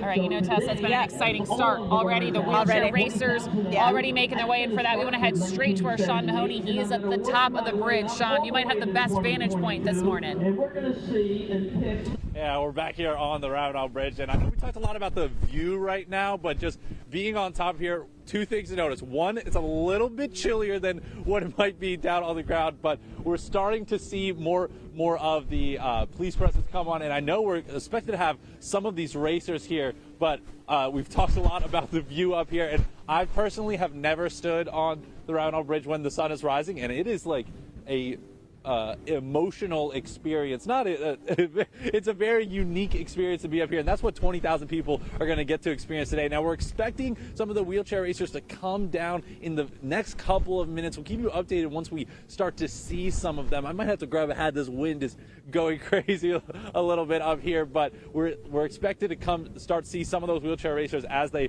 come down this side of the Ravenel Bridge heading to Charleston. But as of now, we're just enjoying it. There's some music starting to be playing. We're starting to get into the mood, starting to get into the racing mood. I might have a little dance for a little bit, but for now, we're going to send it back to you guys as we haven't started to see much people yet, but we'll be talking to you guys very soon once we start to see those first couple of racers come across the bridge. But for now, I'm going to just get a little into the music, and I'll send it back to you guys. All right, we're footloose and fancy free, right? Staying warm as much as we can. Absolutely. All right, let's go to the corrals right now. We find our Tara Jabor. Tara. Hey guys, we are here in the corrals and I found the birthday queen here. We got Kathy, it's her birthday. Let's take a look at her outfit. She's got a pink tutu on, looking absolutely fabulous. So Kathy, first just tell me, have you done the race before and where are you from? I'm from Somerville and I have done the race a long time ago, back in 2009. Yeah, so Kathy, tell me what you're looking forward to in the race this morning. To have fun, party all the way over, and get over. Get over it, right? And what are you doing after? What are your plans after the race? To be honest with you, at my age, 65, sleeping. Hey, nothing wrong with that, Kathy. She was breaking it down with her dance moves. She's celebrating her 65th birthday here at the Bridge Run. So we're getting excited. The race is starting in just under 30 minutes. We'll look for more people for you guys. Back to you. All right, thanks, Tara. A lot of excitement in the corrals this morning. Absolutely. I mean, but everybody, I just said, there's a lot of enthusiasm, and I think it has a lot to do with everyone's trying to stay warm. Yep. So the more active you are, the warmer you'll be. How about that? But I know a guy who's keeping an eye on the roads. He's keeping an eye on all the traffic closures for us. Our own Trooper Bob is going to join us again live this morning. Hey, Trooper Bob. All right, hey, it's Trooper Bob. I'm down here on Meeting Street at the bottom of the ramp. When you come down, you're going to have to make that left onto Meeting Street. Let me show you here. Here we go. You can make that left onto Meeting. So they got a band. There we go. They got some music here. That's what you hear in the background. They've got some rest areas, some porta potties here lined up. Some of the folks stop off here before they continue on. And they also have some folks handing out, some volunteers handing out some water and drinks for you as you continue down the way there. As you can see, Highway Patrol, City of Charleston, they've got the sanitation workers out here with the big trucks. And I'm going to show you here, the camera here behind me here. Everybody's down here. We're just waiting for the wheelchair participants to come through here first, and then we'll see the elite runners. And one thing I've noticed in the past is you'll see those elite runners, and then you won't see anybody for like 10 minutes after that, and then you'll see the rest of the crowd running down here. But it's a great spot to be at. I'm excited to cheer everybody on this morning as they come down to run the Cooper River Bridge Run. It's really just a beautiful day for an event, regardless of what it is, but especially the Bridge Run down here in Charleston. I'll send it back to you guys. All right, Trooper Bob, thank you. 7:35 right now on a Saturday morning. Keep an eye right now on social media, and we're watching the tweets that are coming in from our colleagues as well as from some of the runners and the walkers out there. My colleague Ann Emerson is on one of the shuttle buses heading to the start line, and there she is right there. As you can see, everyone that the shuttle bus right there is filled with people, and they are on their way watching the sunrise here. What a perfect morning out here for weather across the low country. Tara Jabor is in the corrals. She is they're watching some people. She's getting some video of people doing the Cupid Shuffle as they get ready to do the Cooper River Bridge Run coming up here at the top of the hour, or maybe about a little just past that. And this is Sean Mahoney on top of the Cooper River Bridge. He is saying best perk of being stationed on top of the bridge is getting to watch the sunrise. Make sure if you have family and friends that are doing the bridge run this morning, make sure you have them tag us at ABC News 4 and use the hashtag CRBR. Go for it. And that way we'll be able to get it into our system and we'll put it on TV for you. Let's check in right now with meteorologist Chris Nessman. He is watching this picture perfect weather for us on this awesome Saturday morning. Chris? Oh, absolutely. No, I'll tell you what, probably one of my biggest things is having to do the weather on like a terrible bridge run. But right now it is absolutely beautiful. So stunning weather right now. Temperatures a little cool, but honestly for running, you want those kind of temperatures. Here's another look at the Ravenel. So no cars moving along it, just our Sean Mahoney there. But hey, we've got more. We'll head back out to the field.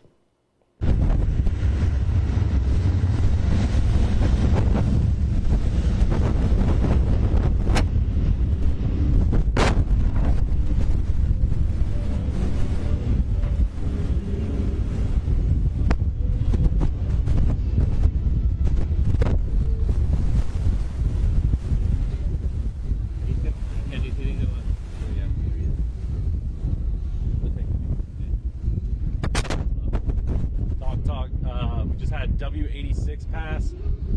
I do not know the name.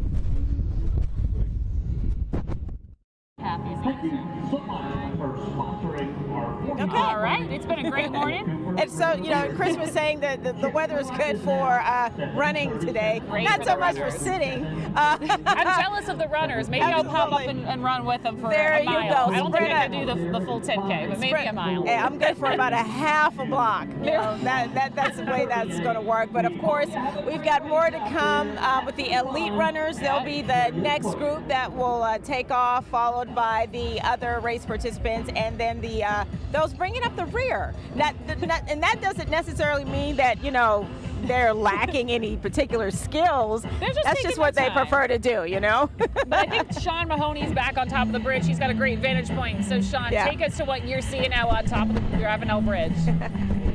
And we just saw some of the wheelchair races come by. The motorcade came by probably around 60 seconds ago. We saw the top wheelchair racer come by, as we expect to see a little bit more come up in just a couple of seconds. But I'm telling you, they are flying down this bridge, making great progress, and we're seeing a lot of what we're talking about. As I'll give you kind of a look at some of the other people who are currently on the bridge. I don't know if we see any of the other wheelchair racers coming up just yet. We just saw one that was riding the motorcade. I'm assuming we'll have a couple others coming in the next couple of minutes, but they're making good progress. And I mean, when I tell you that they were picking up some good speed, they were picking up some good speed. I had to put a hat on because the wind was blowing my hair from the motorcade and from the top racer there. But he's making great progress. I'm sure you guys will be getting some other angles as he gets further down into the downtown area. But for now, after having to see, it looks like we have one more who's coming. I can't see a little bit further away, but yeah, here we go. We have one more who's coming over the bridge right now, making good progress. And where we are right now, we're kind of just over that hump. So once they get to this part, it is downhill. This is probably the hardest part of the Ravenel Bridge. And as we see one coming down, making good progress. And yeah, this, like we said, this is the downhill part. So they're getting over it. They're almost over. They're over that hump, and they're just trying to make it back down. And here we go. We can see. Make your way down. Good job. We start to see one, and there's one more racer coming up the hill right here, and we're seeing a lot this is about the third race that's come by. What you just saw pass by our screen was second place in the wheelchair racers, but we have third place coming up. As of right now, obviously a lot of kids changed, but see the third wheelchair racer coming across the bridge right now. And like I said, this is the part where you kind of give their arms a rest, pick up some speed. There you go. Keep pushing, keep pushing. Oh, they're locked in. They're locked in. I'm trying to get a little bit of interaction, but they are locked into the race. I'm not going to distract them. You know, this is a big event, and they're gonna be making their way down the bridge now. Should be heading towards the downtown area and the finish line very soon. I'll kick it back to you guys so you guys can get more coverage towards the end of that race, and we'll be setting it back up here once we get some of those elites coming across the bridge. Back to you guys. All right, thanks, Sean. Tess, I don't know about you. I can see some of the elites kind of stretching over in the corner. Okay, I can see that. Oh, it's about to really get into it. We see the elites getting ready. Yeah. Darren Goldwater's going to be tracking those elites. I'm surprised at some of the underdogs he mentioned. Yeah. You know, a kid from Hofstra that just graduated. He said it's kind of an underdog, so that's something to watch for sure. All right, now let's throw it out to Tara, who's down at the corrals. Tara. Hey, push-ups. Hit time! Hit it! Hey guys, we are here at the corrals, and right now we're with this workout group. Let's take a look. They've been doing push-ups, they're stretching, just getting ready for the big race. Of course, just in 20 minutes. So they got their matching t-shirts on, and they're all ready to go. And they're right here. They're from right here in the Low Country. Now let's take a look at all the other people here. So Coleman Boulevard is absolutely packed with runners, and yeah, so it's really exciting to see everyone in such a good mood. And I'm joined here by the leader, sir, so just tell me what you guys are doing. We're getting ready for the bridge run. We're here at Cooper River Bridge Run. As you all can tell, we're top-notch fitness. Can I get it in the house? Woo! And sir, so what's your favorite part of doing this run? Just the fellowship, the camaraderie. That's what we like the most, to participate. Health is wealth, and as you can tell, this is in our DNA. Absolutely. Well, good luck, sir. Have a great day today. Thank you. Yeah. Thank you. All right. Let's get over it, Joe. Call it back. Teach me. All right, guys. With that, we'll send it back to you.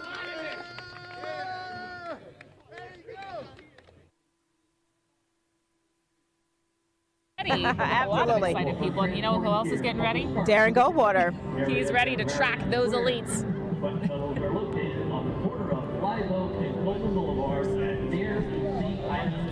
We're here at the starting line. We are waiting for, about the next 20 minutes or so until the elites get going. The wheelchairs just left, and I can tell you two things really to keep an eye on before the elites even really do get underway. Number one, the results of the wheelchair race. The wheelchair record was shattered back in September. The guy who broke the record and the former record holder are both in this race. They are well on their way. The women have also been, it's something I've been tweeting out about regularly. They've been on fire here. 5 of the top 12 all-time finishes have been in the last 2 races, including in last year's race in September. The top 3 were separated by just 3 seconds, and Nell Rojas is again back in the field. In terms of the men, we do not have Chesrick, who won the race back in September, but we do have Leonard Career. He finished second in that race. We also have his younger brother, Dominic Career, and keep an eye out for Parker Stinson. Parker's the only person to win the 10,000 meters 3 different times at the U.S. Junior Championships. And something I pointed out a little earlier on our coverage, maybe a dark horse to keep an eye on. It's someone that maybe folks around the College of Charleston running community are somewhat familiar with. Alex Masai. He's wearing bib number 8. He went to Hofstra and really just left. He was the 2019 and 2018 CAA Runner of the Year. He has multiple records at Hofstra and in the Colonial Athletic Association, and apparently his coach has been talking him up quite a bit. So that bib number 8 is one at least to keep an eye on. Something else to pay attention to, the wind, it feels like it's starting to die down a little bit. It was gusting over 10 miles an hour. If that keeps up, number one, it's certainly going to help the runners up that steep grade of the bridge on the Mount Pleasant side up until the top and the crown of the bridge. And number two, if it keeps up, it'll just push them straight back down and onto Meeting Street when we'll probably start to see some separation. Can we see a record today?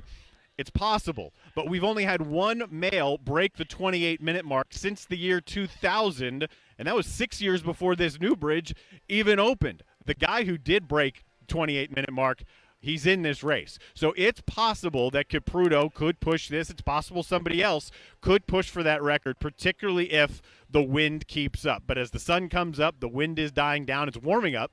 So that's a nice thing for us and I guess for everybody else. But we're ready to go, and we'll have a live coverage of the race in just about 15, 20 minutes.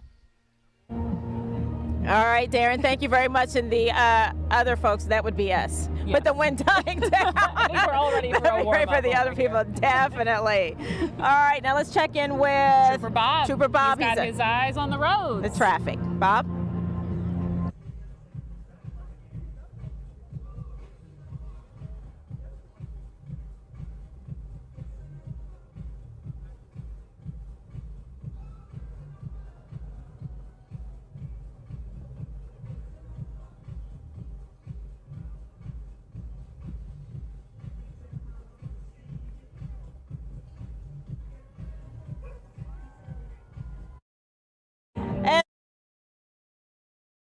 Bridge run. We've had the wheelchair racers. They've already headed over the bridge. They've been up for a while. Yeah, I feel like it's been, I don't know, my sense of time is a little warped, but they took off a little bit ago to start the bridge run or bridge race, I should say. And there was also some stroller runners that were there as well. And, you know, I think that's always so cool to me, to watch that moment when they took off and really got this race underway. And it was such a special moment, I think, for a lot of people to have it back in April this year. That's been a special moment. Tessa, you've been here covering this race for quite some time. What stands out to you about this year's race? Because you've seen it all, I feel like. I think the one thing that I've been seeing and feeling is just really the general feel of it. It's almost a sense of freedom. COVID-19 restrictions here at the race, you know, there aren't any. It's been lifted.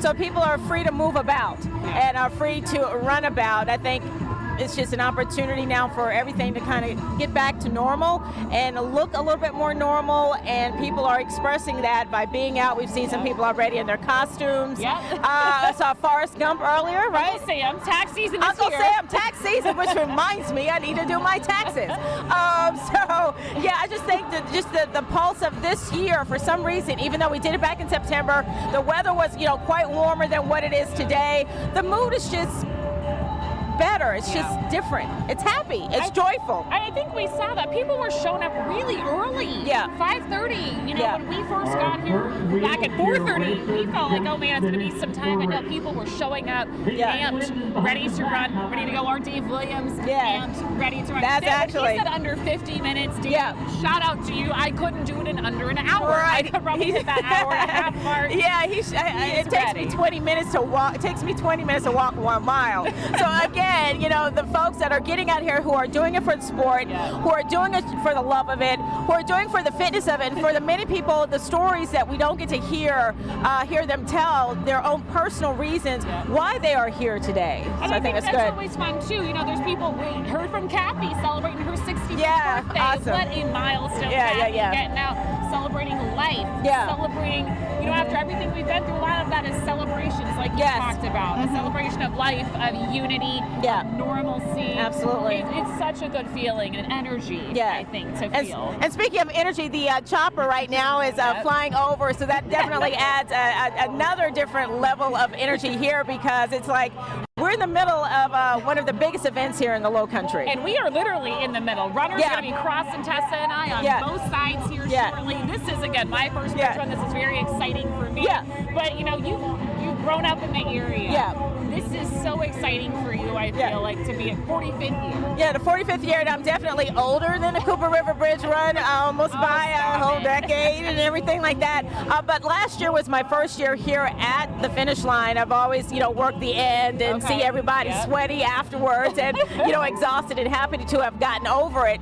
But it really is something about being here at the start of things, because you can feel everyone's kind of, their energy, and you can see them smiling, you can see them, you know, stepping from side to side, like, okay, and here we running. go. And Right, exactly. Running past us. They're warming up. We see these elites. Running some drills right there. And they're running some cross steps, I think is what they that's exactly what it is, yes. And we're seeing family members members start to line up too behind the fences. We're seeing family members get ready to cheer their loved ones on. I know this is typically a packed area. Yeah, and what I am noticing more this year, more spectators up here at the front line this year too. So it's a very exciting time that they'll be cheering on the runners and their walkers. And I think they said about 4 minutes ago the first wheelchair racer crossed the finish line. Which is so exciting. it is very exciting. Very exciting stuff here. And, you know, I think that everyone's ready to go. Everyone is amped. The energy is up. I think they're ready to just run at this point. Absolutely. Or walk or do whatever it is that you're doing to get over it. Yeah, and we're ready to let them do their things. And, of course, we have our team spread out across the race route. Sean Mahoney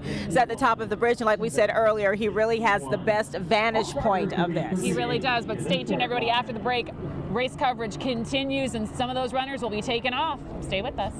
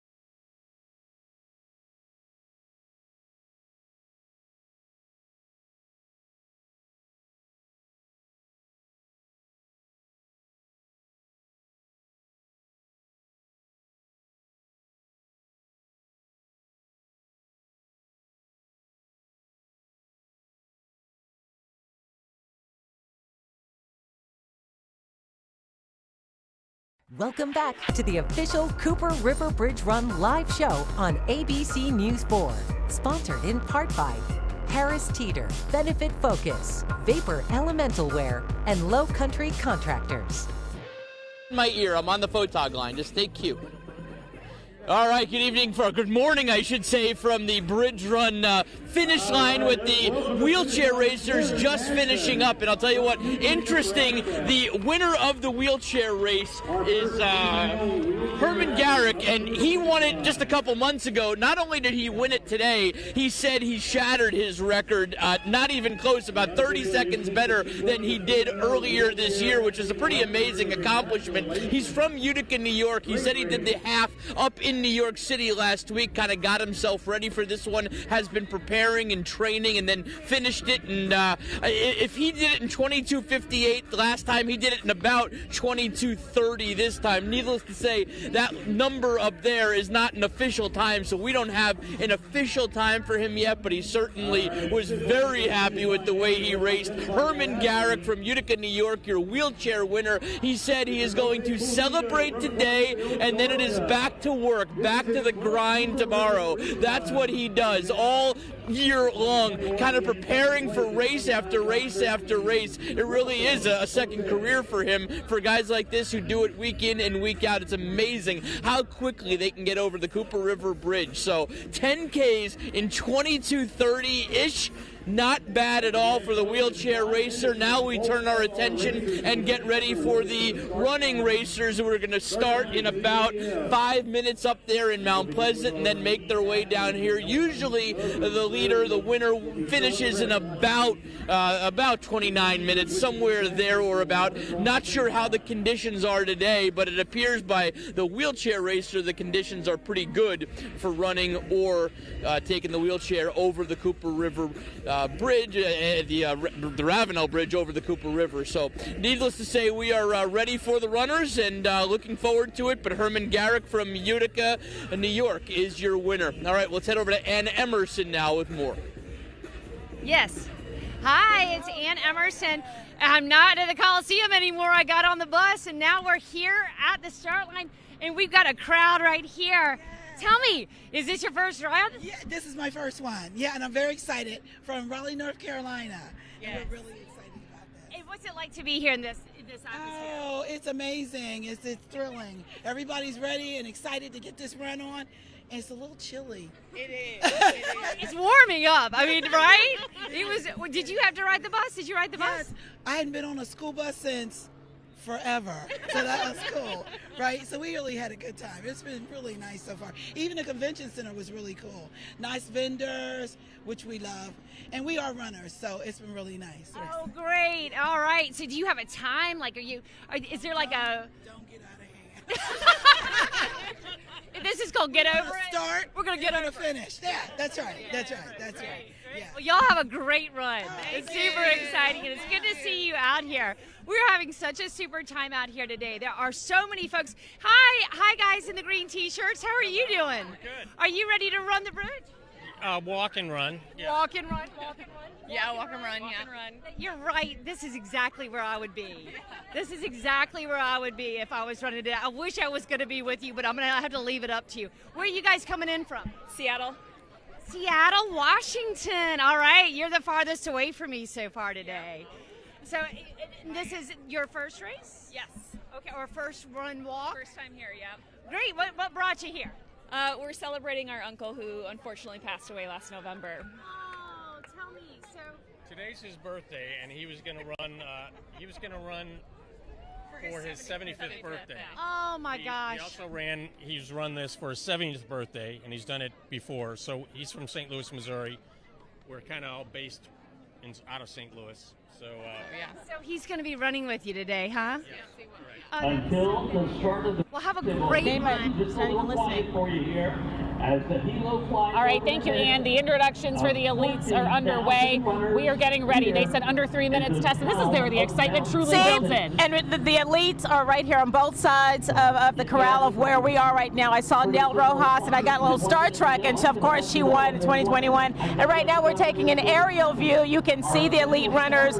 They're lined up here, and they're going to be stepping off here in a couple of minutes. This is so exciting. I can feel the excitement. You can see more spectators are filling in. They've got their phones out. We've got kids. We've got parents. We've got random people, friends, family, everybody. Yeah. And we can hear it. The tension is building. The excitement is building. Yeah. The elites, they are ready to go, everybody. And they just named off all of the runners. And, of course, they mentioned Nell Rojas, who won last year. And Leonard Kira, who came in second. He was a runner-up last year. So once you start coming here, you start to get to know the faces, and you start to know the names as well. And we rattled off some former Olympians that are running as well. This is very, very exciting. I'm excited. Everyone at home is excited. All these fans are excited. The dogs are excited because the dogs are out here too. So they're enjoying it. They're getting ready. And here we go. We're hearing some excitement. You can hear them getting cheers. We're hearing it all, everybody. And of course, the pace car with Darren Goldwater, who's going to be calling it. They've already taken off just a little bit. So let's toss to Darren as we get ready to kick off the elite runners in the bridge run. Katie and Tessa, thank you. We are ready to go. We're just about 1 or 2 minutes away. 1 minute away is the official announcement. The wind has certainly died down considerably. That big American flag was whipping strong with the wind at the runner's back, a strong tailwind, particularly with the gust. That is not the case now. So the conditions are, I guess, more favorable for the average everyday runner, but won't be benefiting the elites as much as could possibly have been with a strong tailwind. 30 seconds out right now, the 45th anniversary of the Cooper River Bridge Run. It'll start right here at Simmons and Coleman. It'll reach the Ravenel Bridge, go down the Meeting Street ramp, left on Meeting, a short trip on Wolf Street, then to King, Wentworth, and left on Meeting again to finish out 6.2 miles, your standard 10K. And we have about 13 elite males that are in this field. And we have a fair share of the elite women as well. Off we go with the second rendition of the Cooper River Bridge Run since September. The 45th was ran September 25th. A couple of times to keep an eye on the all-time record for the men, 27 minutes and 40 seconds. That was set in 2000. The second best time, 27 minutes and 49 seconds. That was in 1995. But things have been dramatically different. Only 7 total have broken the 28-minute mark. Only 1 has broken the 28-minute mark since the year 2000, and that's Silas Caputo, 6th all-time with a 27-minute, 58-second time. That was in 2019. All-time female record, 31:19. That was in 1997. In 2019, there were 2 that finished second and third, 31:37 and 31:39. Both of those were in 2019. The elite women have really been running well recently. Last year, Nell Rojas finished at 31:52. She was separated by 1 second from second place, 2 seconds from third place. And in recent years, the women have had 5 of their top 12 times all time in the last 2 races. And keep in mind, those last 2 races are separated by a year. It was 2019 and 2021. We had 2020 as a virtual race with the COVID restrictions. With those restrictions largely lifted, this race was capped at over 35,000 racers, but we are just about 20,000 who are participating as we reach Shem Creek on what is a beautiful Saturday morning. Leonard Career, number 3 in an Army bib. He is just to the right of the leader. He finished second in the race back in September. Linkletter, number 12 in the blue with the shades. There's a hope that he could break the all-time Canadian record today. At least that was part of the thought process as the racers looked at the wind earlier today. Some of the numbers: third largest 10K in the United States. It was founded in 1978, and there are 20,000 people in the race today. There were 766 that crossed the finish line in 1978. They'll go through approximately 80,000 bottles of water, and the impact on the Charleston community is direct, and it is felt. About $35 million of direct economic impact on the Charleston area. Because of that, in 2019, the race was awarded the Governor's Cup because of its impact on tourism and travel.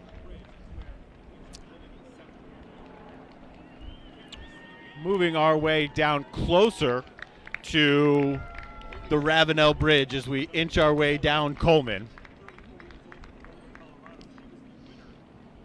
There's probably about 20 or so in this lead pack that's already separated from the back pack. You'll start to see some of the separation as you get to the bridge, because as you get to the bridge, that's when it starts to get challenging. Most of the bridge is graded at about 4.1%. There's a 0.3 of a mile stretch that's 5.6%. And anyone that has driven over the Arthur Ravenel Bridge, or better yet, walked it or run it, you know exactly where that is. It is very close to the beginning portion of the bridge as we work this way from the Mount Pleasant side down towards Charleston. That part of the bridge is graded at 5.6%.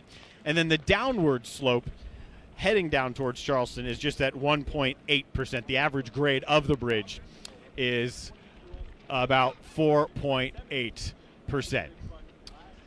Dominic Career is starting to push his way towards the front. Dominic Career in bib number 4 is the younger brother of bib number 3, Leonard Career.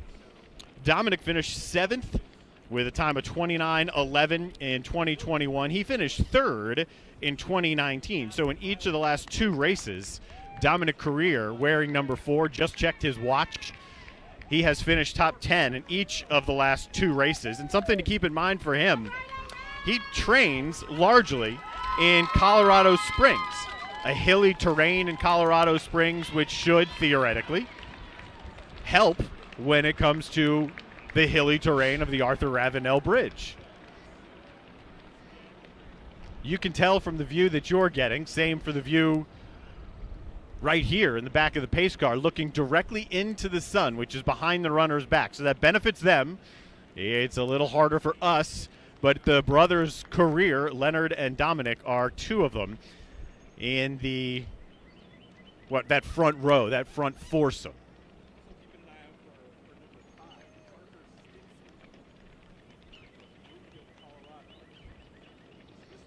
Understand from hearing Scott Eisberg's report earlier that Herman Garrick, not only did he shatter the wheelchair record in the 2021 race, he again shattered his own record in today's wheelchair race.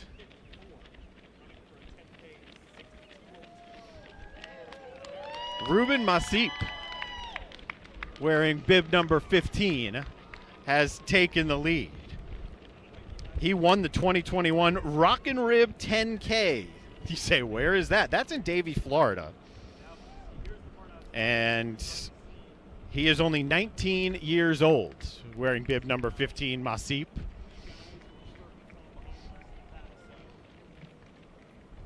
Beginning to approach the base of the Arthur Ravenel Bridge. We're getting close to about the 2-mile mark. And by my calculation, we've been going for about 6 minutes.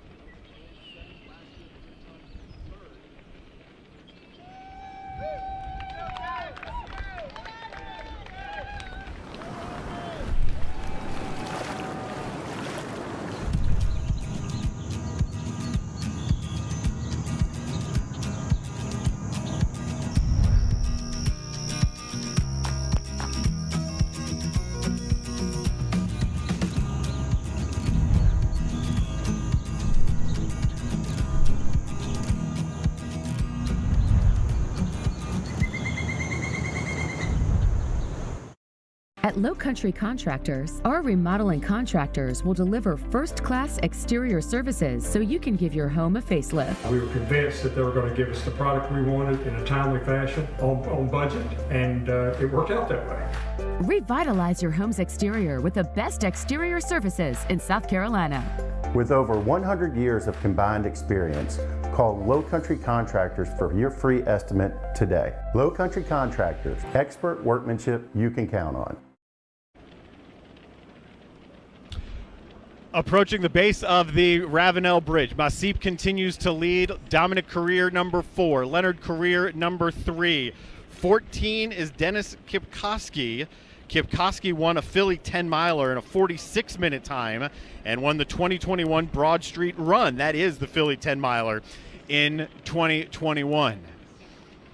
There was a push that you saw as we were watching picture-in-picture from the red sunglasses, and that is bib number 5, Parker Stinson. He made a push to try and get up closer in that lead pack as we started to approach the base of the bridge.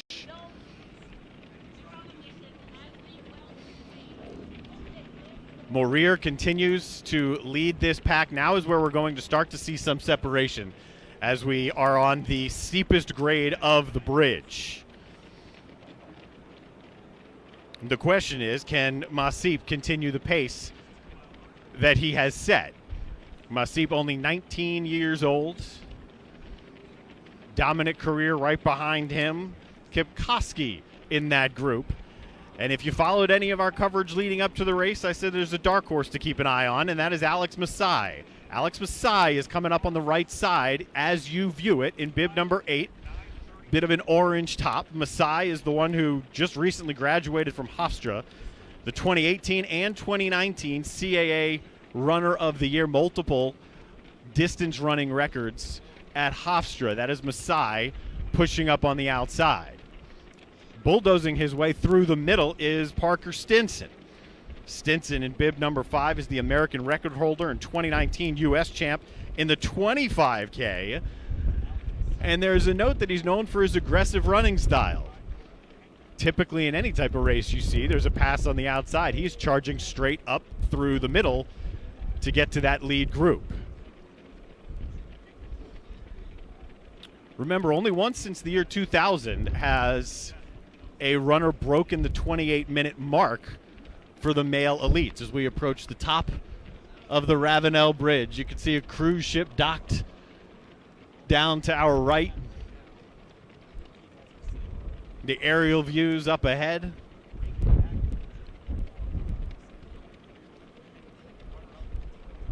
As Masip continues to hold the pace.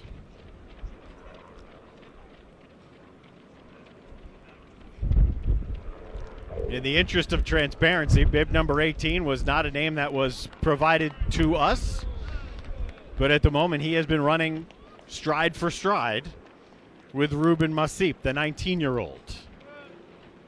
Raymond Magout, 13, has fallen into third now as you start to see separation in the pack.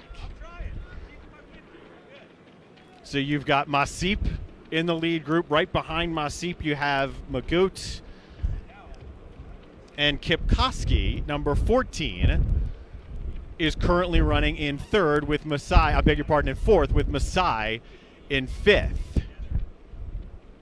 If this is anything like the 2021 race that was run, 6 months ago? That was back in September.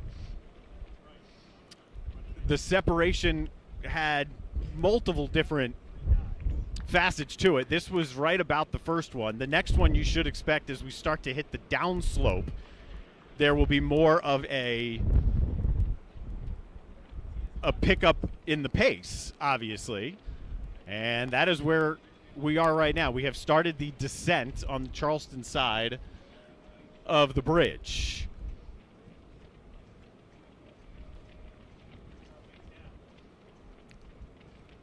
The grade on the downward slope is at 1.8%. These largely glided over the 5.6% grade coming up from the Mount Pleasant side. And now there is some significant separation here.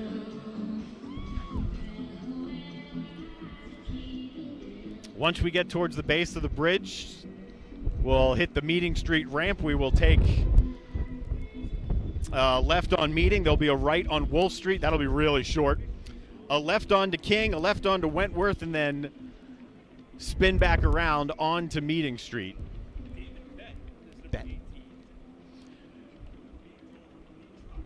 David Bett is number 18, a Kenyan who is in the lead. David Bett is number 18. Appreciate Andrew Miller of the Post and Courier for helping us out there. So Bett is the one who glances down at his watch. He had pushed into the lead after the initial pace was set by Ruben Masip. So now it is David Bett in first. Behind him is Raymond Magout. Magout had a good February. He finished runner-up at the 2022 Atlanta Half Marathon. In 2019, he ran an 8K in 22:52.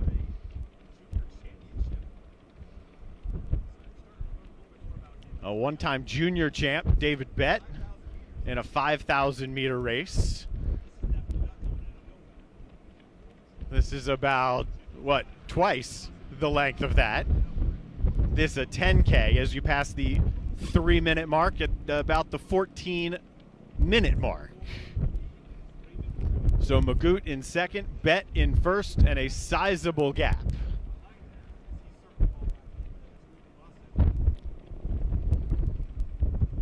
In 2021, we had 3 or 4 that were bunched up right about this point.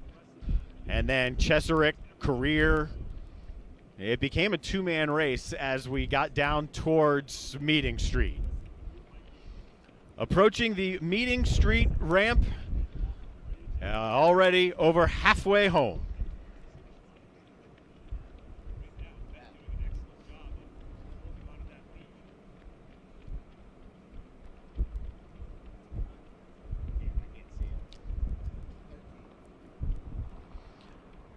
Bett continues in some ways to pull away, using the downward slope of the Arthur Ravenel Bridge. First time the race was run on this bridge was in 2006. It opened back in 2005. This race has been run on multiple different bridges. In 1978, the first time it was run, it was over the Silas Pierman Bridge. Less than 800 finishers. Today, we have over 20,000 expected to cross the finish line. So the Kenyan David Bett, who has been around the front from the very beginning, keeping pace with Ruben Masip and then blowing past him, is continuing to extend his lead. Had an interesting conversation with the elite athlete coordinator, Michael Banks, about an hour prior to the race, and one of the things he told me was there's a lot of unknowns about this race, and that's certainly playing out here with David Bett, not one of the initial elites that was provided to all of the media. And in fact,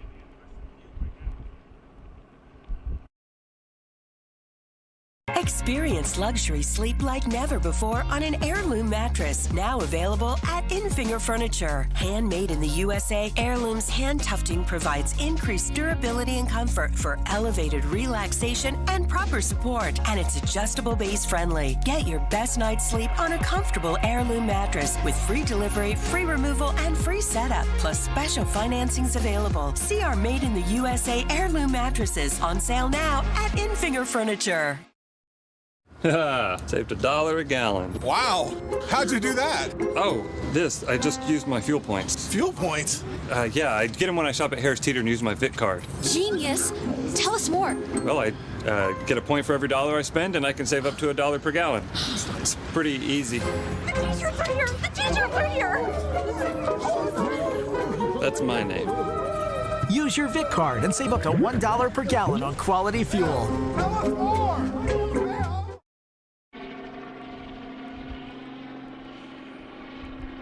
The casual gait almost of a sprinter.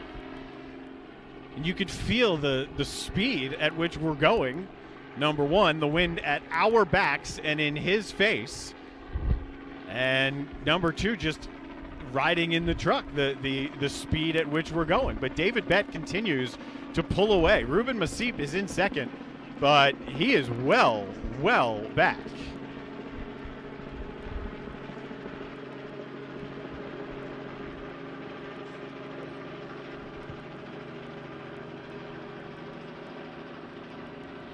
I mean, at this point, if you're David Bett, there has to be some form of either conserving energy or trying to simply stretch the lead, push for some personal best. We passed the 4-mile mark. 18:20 is the time, passing the 4-mile mark. So with that, we'll remind you, the all-time record, 27:40. So that's about 9 minutes remaining with 2 miles remaining, a little bit.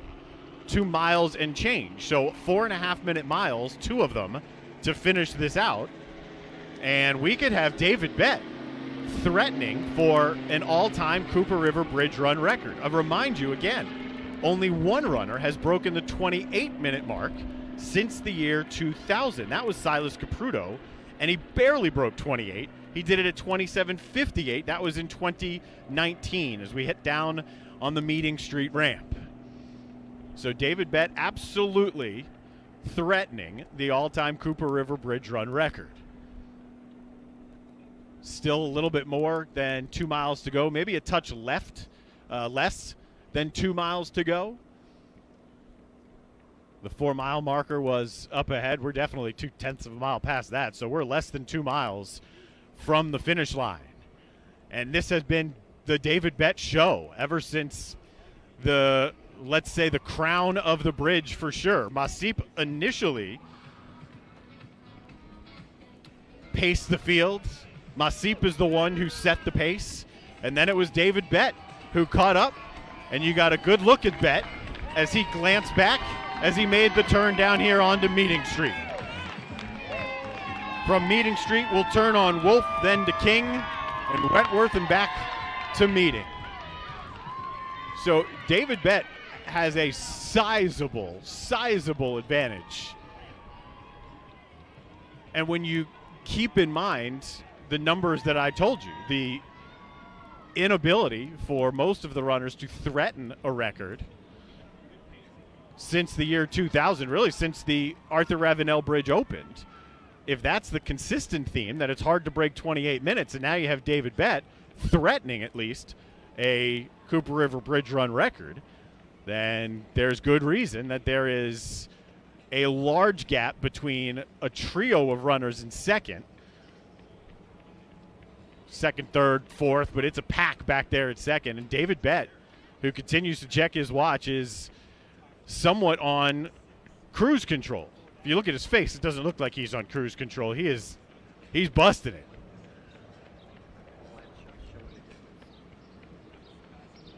You can see just how far back that second pack is.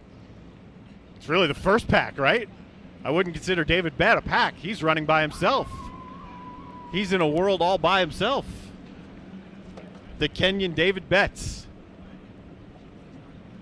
He has been in control since the downward part of the bridge. He took the lead right around the mid part.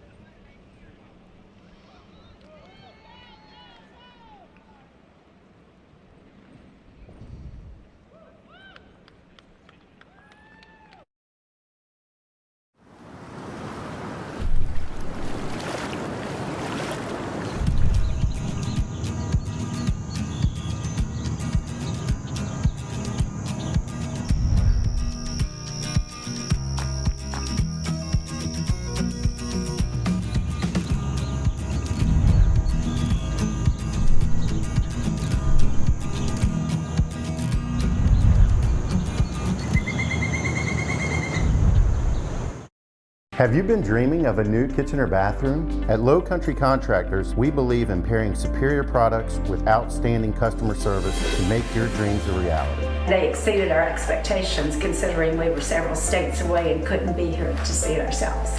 We couldn't be more pleased, and we would recommend Low Country Contractors to anybody. With over 100 years of combined experience, call Low Country Contractors for your free estimate today. Low Country Contractors, expert workmanship you can count on.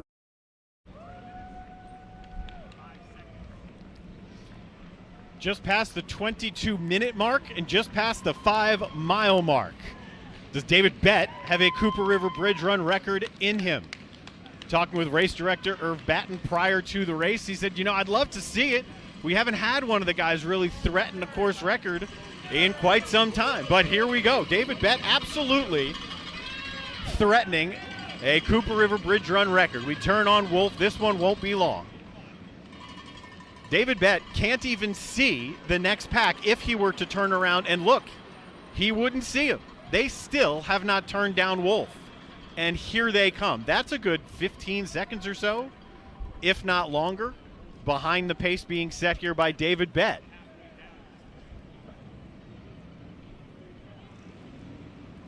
Finally, Bett takes a glance back to see just how far ahead he is. Here's our turn on to King, one of the iconic Charleston landscapes right here down on King Street. And David Bett, I'm telling you, he could enjoy this if he wanted to. We still haven't had that second pack turn on to King. This is David Bett, and it is David Bett's world here in Charleston today. David Bett made this his race around the 3-mile mark. Really started to pull away shortly after that. At least taking the time to give some smiles and acknowledge some of the folks who are watching here on King Street. He should. He should pause. He should take some selfies.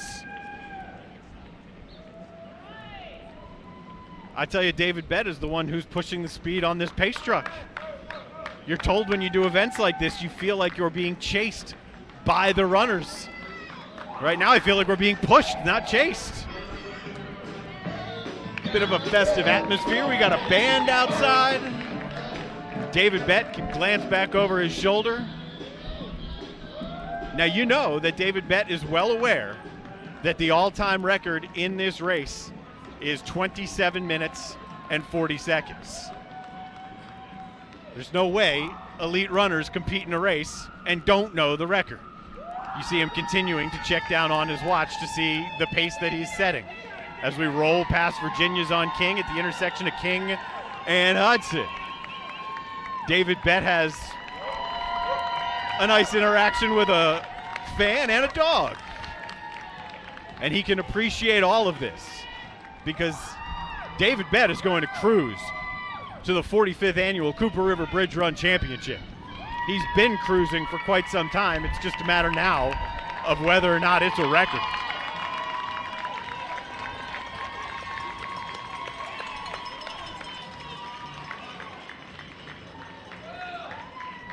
He's got in the range of 2 minutes and change to break the record. Passing Burns Lane now. Familiar spot for those who know the College of Charleston down in this general area.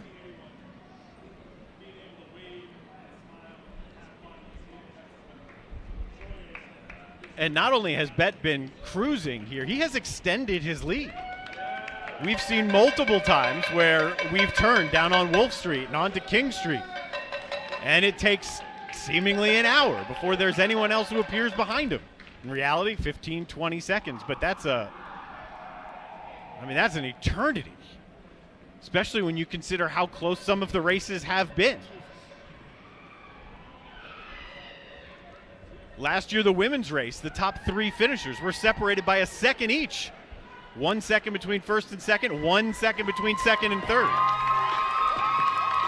That's how rare it is that someone dominates like this.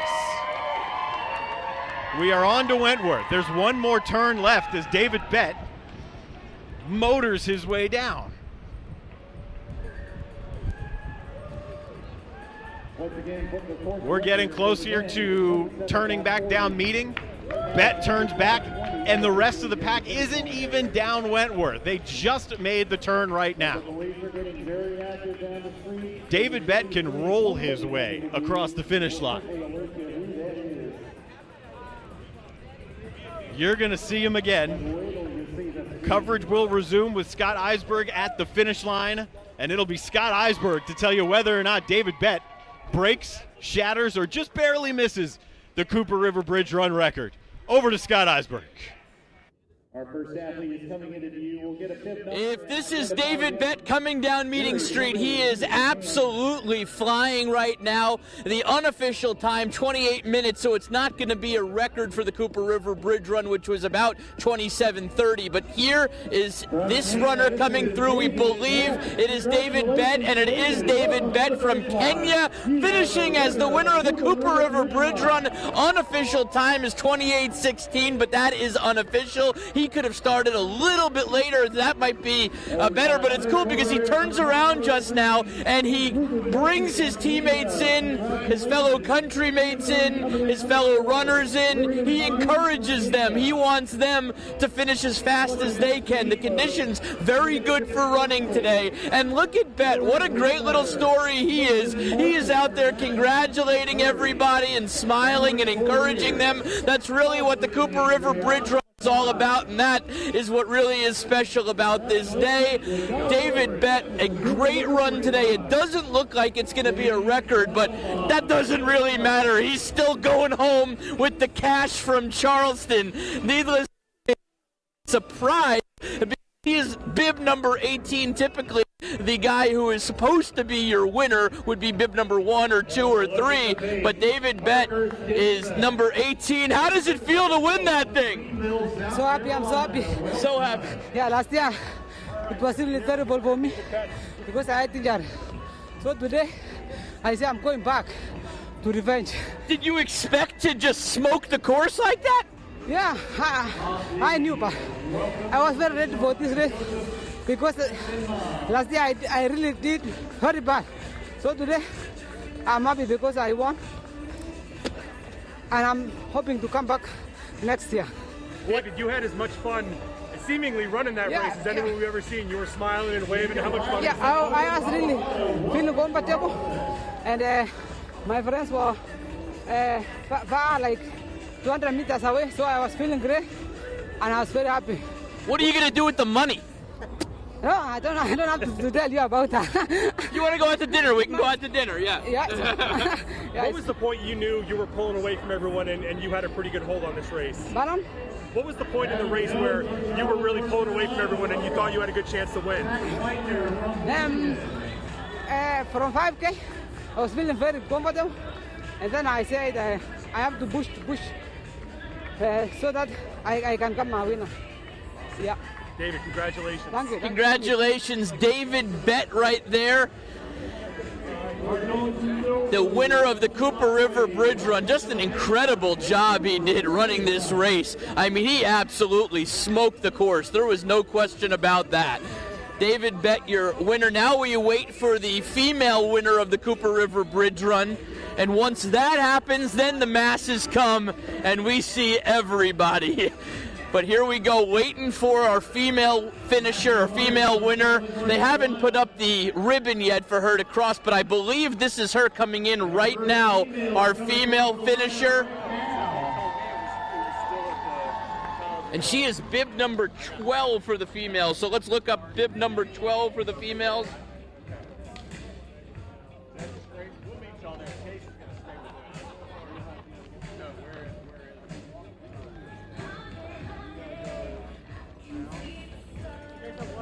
Bib number, that is not. Our first female. Oh, bib number 17, I should say. Bib number 17 is your female finisher.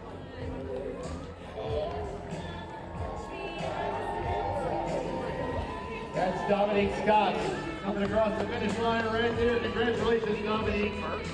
That's Dominique Scott finishing second for the females here at the finish line of the Cooper River Bridge Run. Welcome to Charleston.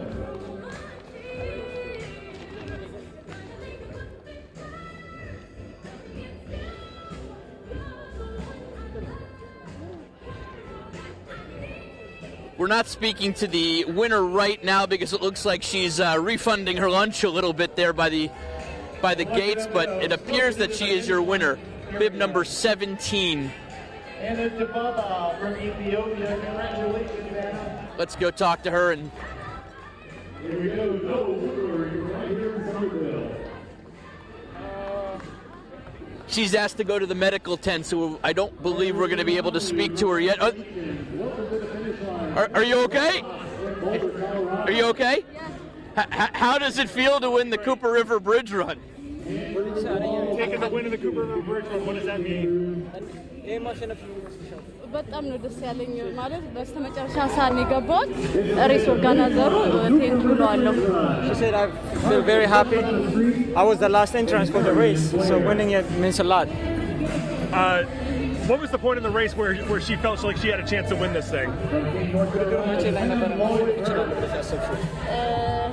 ከሁለት ሳምንት በፊት የሆነ የትኛው ኪሎ ሜትር ላይ እንደምታሸንፍ ያወቅሽው? 3 ማይል ላይ ዳገቱ ላይ After 3 miles I knew I was going to win. The hill. On the hill. How were the conditions for you out there? እንዴት ነበር አየሩ? አየሩ አሪፍ ነው።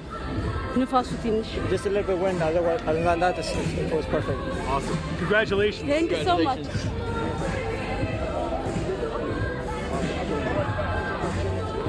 Well done, our local Jay Upchurch is across the finish line. Good job, Jay. Do you need me or do you need my help? No, I'll grab. Yep, I'll grab you. Right here in Charleston, Mike Strong from Lexington. All right, we got Darren Goldwater now joining us. Darren called the race. David Bibb was awesome. David Bibb, I should say, was awesome. He was awesome. I mean, and I was told prior to the race that we could see some unexpected stuff. There was a lot of question marks, a lot of guys we didn't know a whole lot about. David Bett was one of them.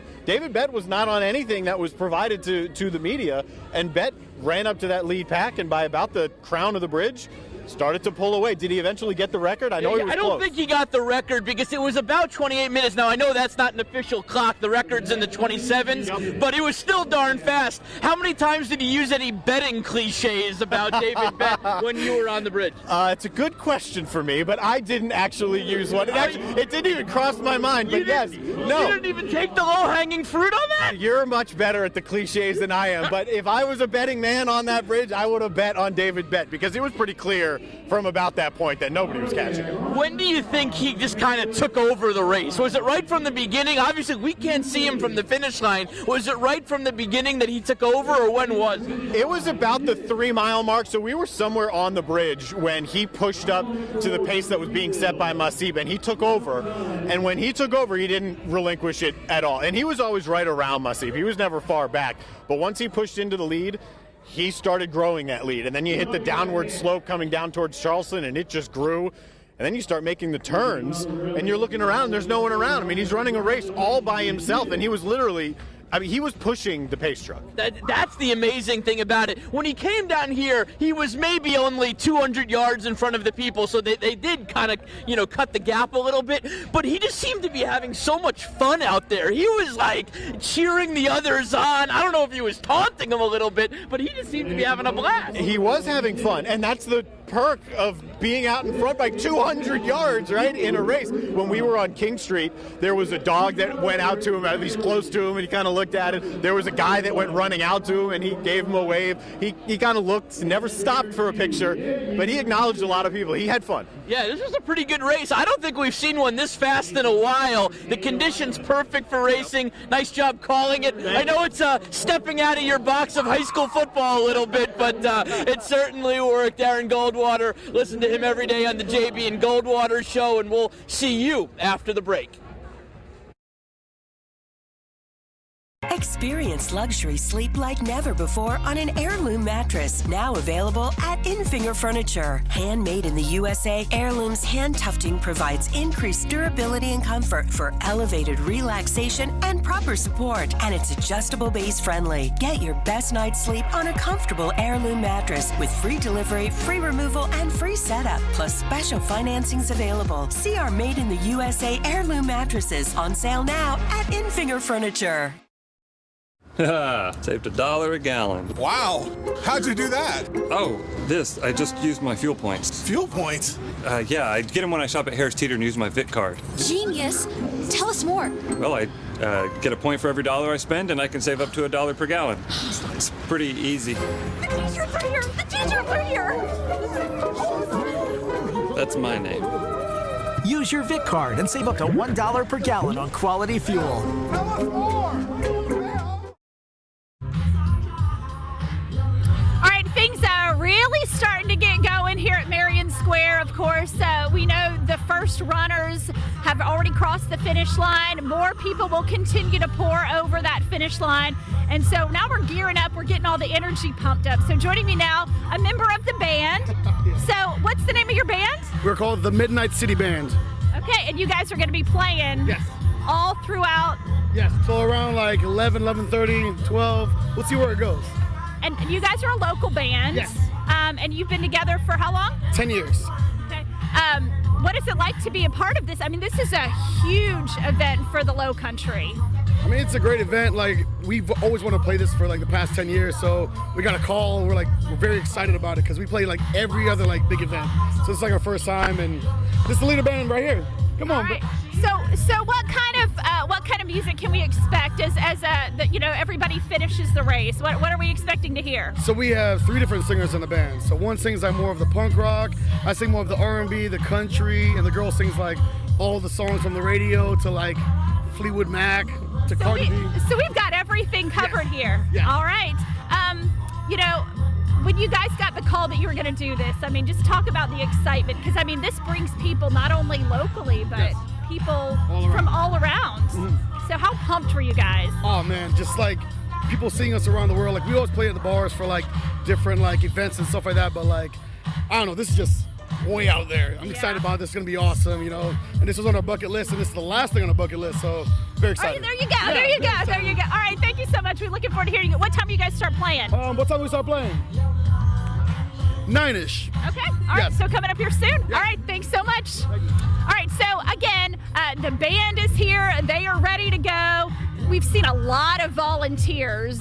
They've been here, honestly, since before we were here this morning. So since before 6 a.m.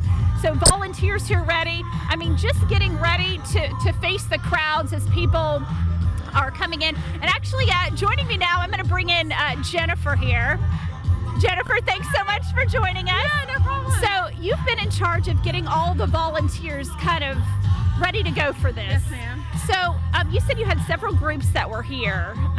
So we have Roper St. Francis here. We have the Alzheimer's Association. We have other groups like MUSC and the American Cancer Society who are also helping us out getting volunteers here. And tell us how important, so you're with the Bridge Run, tell us how important volunteers are for this event. Yeah, so volunteers are the heart of the Bridge Run. They pretty much make everything happen for us. So it's so great to have everyone here, and make sure you come out next year to help us volunteer. We would love to have anyone who would love to be out here to assist. And, you know, is there an age range? I feel like I've seen a few kids. Can kids come with their parents and volunteer? So that's a big question that everyone's been asking, and they are able to come out with a chaperone. I know on the sign up it says 16 and up, but if they are younger than that, they can come out with their parent or chaperone, and they could definitely volunteer with us. We'd love to have them too. All right, thanks so much, Jennifer. And again, we appreciate all the volunteers out here. I mean, again, that's the heart of the event here. And so we're just looking forward to more and more people coming out here at Marion Square. There's going to be lots to do as, again, the participants come back and, you know, again, start to rehydrate after the race and kind of start to fuel back up after burning all those calories in that 6.2 mile race. All right, that is it for us now at Marion Square. We will see much more of you in just a little bit. All right, thanks, Sonia. And what a great morning. It's quiet now at the start line. And it's a little bit warmer. Indeed, the sun has come up, and just like that, silence here at the starting line. The breakdown has started. Yeah. The final walkers, runners, they have all made their way past us. Yeah. But man, that energy level, it was unmatched. And we got a chance, you know, kind of high five everyone as they were walking or running by, and just, you know, seeing the kids. I think the smallest participant was in this last group here of walkers. It looked like maybe she was 3 or 4 years old. She's better than I was at 3 or 4. That's cute as a button, but out here walking today, and just, you know, being a part of the day, no matter whether or not you were a wheelchair racer or if you were in the stroller. You know, it was all inclusive, and everyone had their place here today. And we saw a lot of fun costumes, people really taking advantage of being back in April for the first time in 2 years since COVID hit. It was just so fun, and I can't believe that just like that, it's over. It's over. No music. They're going to start breaking things down with the huge American flag. I know you guys may have had an opportunity to see at the beginning of the show when they did the flyover. That's coming down slowly from the crane. Then they're going to lower the speakers, and they're going to work on the scaffolding here, and then they're going to come and methodically just kind of sweep the streets here. And it's really a process that they have so down pat that it's almost seamless. And you know who's got a bit of a recap for us now is our Scott Eisberg. He's with those finishers, including those elites. If I'm not mistaken, a record may have been broken today. Scott, bring us up to speed on what you're seeing at the finish line. We are kind of getting to the masses of folks that are here finishing, and these are still pretty elite runners. Now, granted, these are not your elite runners who are coming here to make money by doing this, but these people are still finishing in 42, 43 minutes. That's pretty darn good. You and I, mostly, if you're sitting at home and I'm standing right here, are probably not finishing this race in 42, 43 minutes. But David Bibb said that the conditions were outstanding up there today. He had an absolute blast running this race. He looked like he was having fun from start to finish as he wanted. But now we're starting to get the masses of local runners finishing the race. Let's see if we have anybody interesting finishing the race right now. But let me tell you something. These people look pretty gassed. They are running pretty hard to get over at this type of pace. These are people who are running on a daily basis, getting ready for the Cooper River Bridge Run. This is their New York City Marathon or Boston Marathon. A lot of these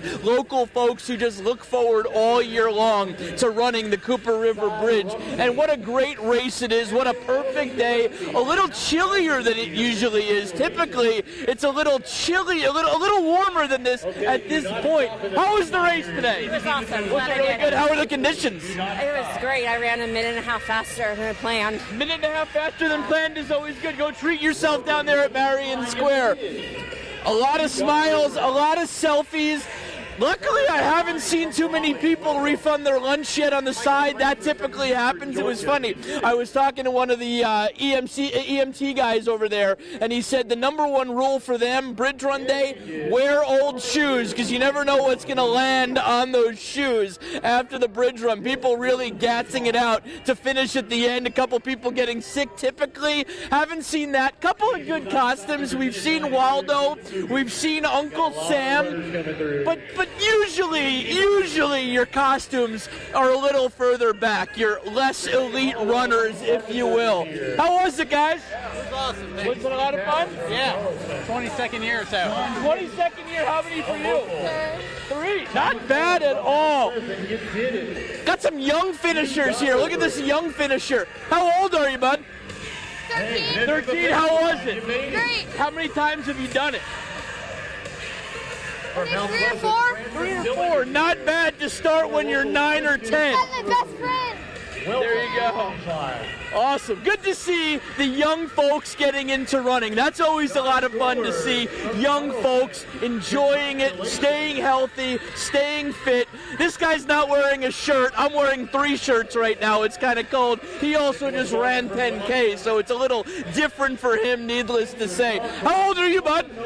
I'm 12. 12, and you just finished it in like 45 minutes. That's pretty darn good. Thank you. Was it a personal record? Do you have any idea? Yeah. It was? Yeah. Nice. What did you run it in about? Let me see what my watch says. 45:17. 45:17. Where do you go to school? I live in North Carolina. Oh, you came down just for the race. How many times have you run it, or is this your first one? This is my first. Why the Cooper River Bridge Run? My mom used to live here and run it, so I decided I might as well try it. I hope your mom drove you here and you didn't drive yourself, right? Yeah, she did. Okay, good. Nice job. Congratulations. That's awesome. 45 minutes. He's 12 years old. Pretty darn good stuff right there. As now more and more guys are finishing, gals are finishing, everyone enjoying. Hey, we found Mike Seekings. Mike Seekings. How are you, buddy? How you doing? I guess you're the first councilman to finish? Maybe the first councilman across. What a great day. I would venture to think you're the first councilman. Yeah, how was it up there? It was beautiful up there today. Yeah. Really a beautiful day. Great to see everybody back in Charleston enjoying the best day of the year. It really is the best day of the year. I mean, how many is this for you? You've done this so many times already. I couldn't even tell you. Some in their 30 for sure. Yeah. Awesome. Congratulations, Mike. Thanks, everybody. From our first councilman to our first weather guy to finish, there's Chief Meteorologist Dave Williams. You beat the goal? Under 47. Wow. Give this guy a day off this week. Under 47. How was it up there? It was great. I mean, the weather was perfect, not too hot, not too cold. Plenty of oxygen to breathe because it wasn't real humid, and a little breeze at your back going up over the bridge. I'm sure that was on the ABC News 4 weather app, right? It exactly was. Northeast winds. Oh, yeah, this guy knows it every single day. When you think about weather guys running, we used to have one named Neville Miller. Neville Miller smoked Dave Williams time, but I think this is an easy second place all time for Channel 4 meteorologist. I'll take it. Yeah, he did it in like 32 minutes, 33 minutes. Yeah. But He's still running. He also just missed the Olympics by 0.08 of a second. Well, you're my Olympian meteorologist.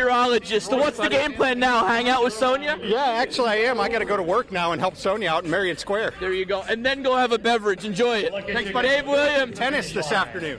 I will be there. We'll hopefully see you at tennis this afternoon as well. So this is the fun of the finish line. You just kind of never know who you're going to run into, who you're going to see. And you never know who's going to yell what. That's the other problem here. We are on live TV, but you never know. Who knows? Let's see what we've got going on here. Any costumes, anything crazy? Look at you go. What'd you say? The bridge was steeper this year. The bridge was steeper this year? I don't think it moved. I think you might have gotten more out of shape this year. I'm older, so. Okay, there you go. How was it? Did you enjoy it? I did. I met my goals, so under 50, so. It seems like everybody here is meeting or beating their goals. I guess that says a lot about the conditions of the race. Yeah, oh, definitely. The weather was great. It's cool, no humidity, so. It's awesome. Awesome. Congratulations. Thanks for getting over it. That's what everyone says. This guy is ready to beat Coach K tonight. He's going down again. Coach K is going down tonight. I just want to know why Eric Church didn't give me tickets too. There you go. Obviously, UNC Duke tonight, huge matchup. I've actually seen more Duke shirts than we have UNC shirts in the field, as that huge matchup at the Final Four tonight. Also seen a couple Lady Gamecock shirts, naturally, after they won last night, and they'll play UConn on Sunday evening for a national championship. Hi, how are you? It's funny, you see a lot of people at the grocery store, and another Tar Heel fan. We got to find Duke fans. Do we have any Duke fans? Oh, these are definitely our youngest finishers so far. Hey, buddy, how old are you guys? How old are you guys? 8. Eight? Yeah. You're 8. My daughter is 8, and she's home watching Netflix right now. Good job, Mount Pleasant Track Club. Thank you. What did you finish in? What were your times? Do you got them? Mine was 49 minutes and 54 seconds. 10. Awesome. Where do you guys go to school? I go to Mason Prep. Mason I go Prep? to Sullivan's Island. Awesome. I'm going to call your principals and let them know no homework this week. Sounds good, right? All right, congratulations. Great job, guys. That's awesome.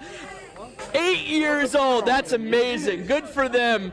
Finishing. That's like second grade. That's incredible. All right, another UNC shirt. Coach K going down tonight? Let's hope so. Let's hope so. There you go. All right, we'll go to break and we'll see you right afterwards.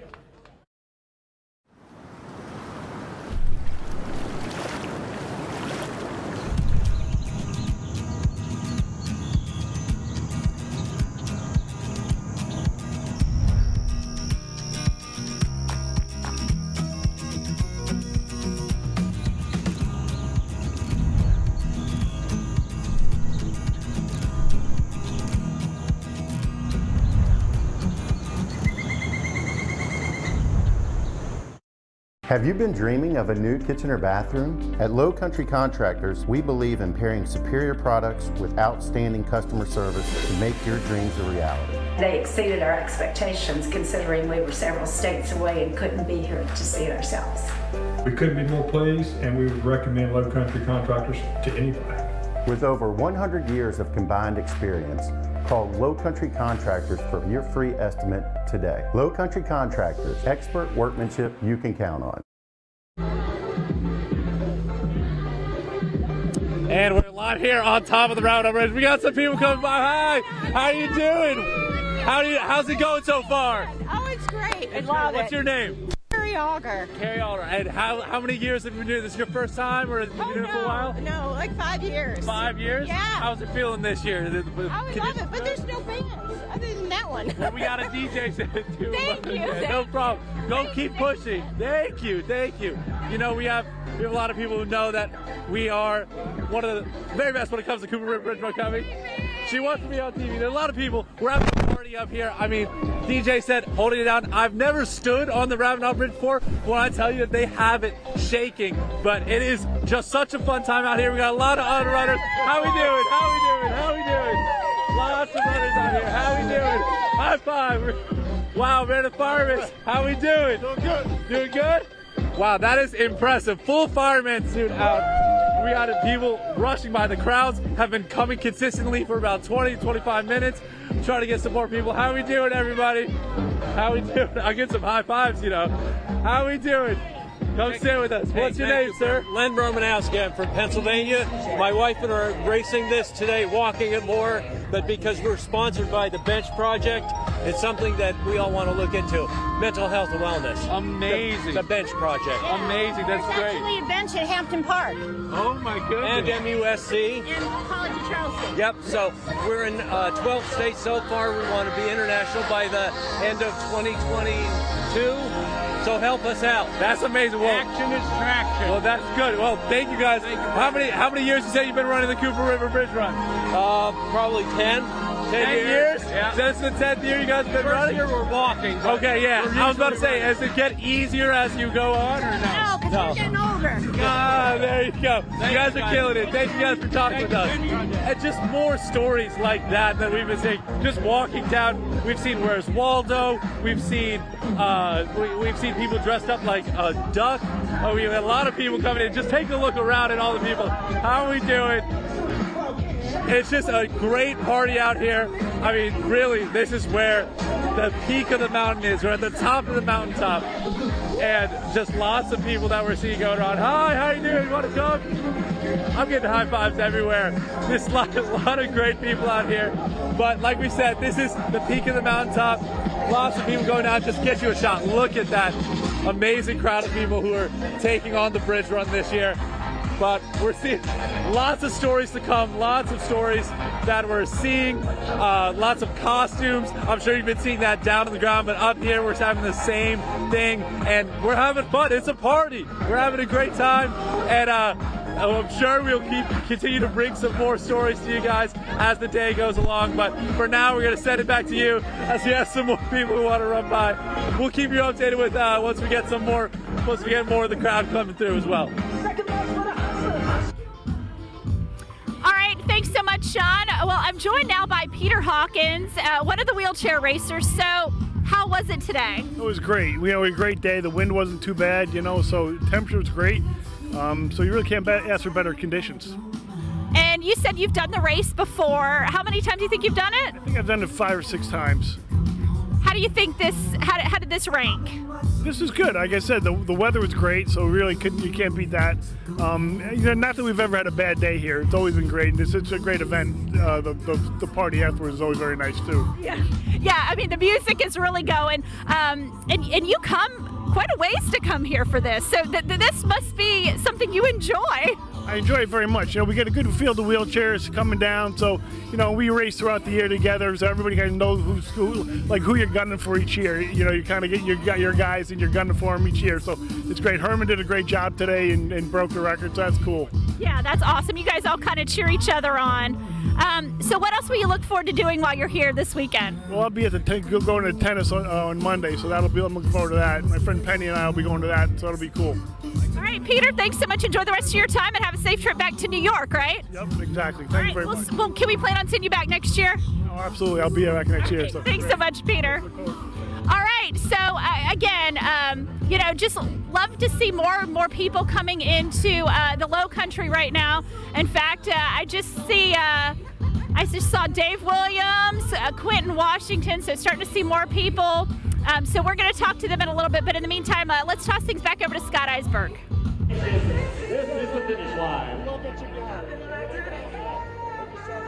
All right, back at the finish line as the masses and masses keep coming and keep going. This is kind of the selfie zone. Everyone grabs their selfie that they finished it. They try to get the clock over their shoulder. All right, what's happening? What's happening? Congratulations. I think he just wanted to be on TV. He didn't want to do an interview on TV. That's just fine. But this is kind of that area where everyone's getting their selfies done and everyone is moving towards Marion Square to enjoy the party, enjoy the festivities, enjoy the day, because it is a perfect day in downtown Charleston. As I was saying, how did that selfie come out? Good selfie? Yeah. Okay, as long as you got the time, you got yourself a little sweat. You need a little sweat in this selfie to show you just ran over the Cooper River. This guy is he's just jamming out, ready to roll. Yeah, you got to have a good, solid selfie. We'll see if we have any more coming this way. It's cool also, a lot of running groups train for this, and then you see them run it together, and then they finish together, and you see those groups congregating. I always think that's cool, groups that they push each other to train, they push each other to go. They're the ones that get up at 5 o'clock in the morning and get ready for this. And then look at this, really cool. Some fans with a sign right there. I ran the Cooper River Bridge with Conquest Jennifer, that is. So obviously they are rooting on a family member or a friend here and bringing a sign to the finish line. It is open to walk on the side of Meeting Street, outside of the fence. You can walk up and down and cheer on your friends and cheer on your comrades who are running in the Cooper River Bridge Run. How are you guys doing? Everyone seems to have smiles today. There have been Cooper River Bridge Runs I've seen where people aren't smiling when they finish. They are winded. They are gassed. Today it's not really like that. Everyone seems to be enjoying themselves. Hi, ladies. Buffalo, New York. Did you come from Buffalo for this race?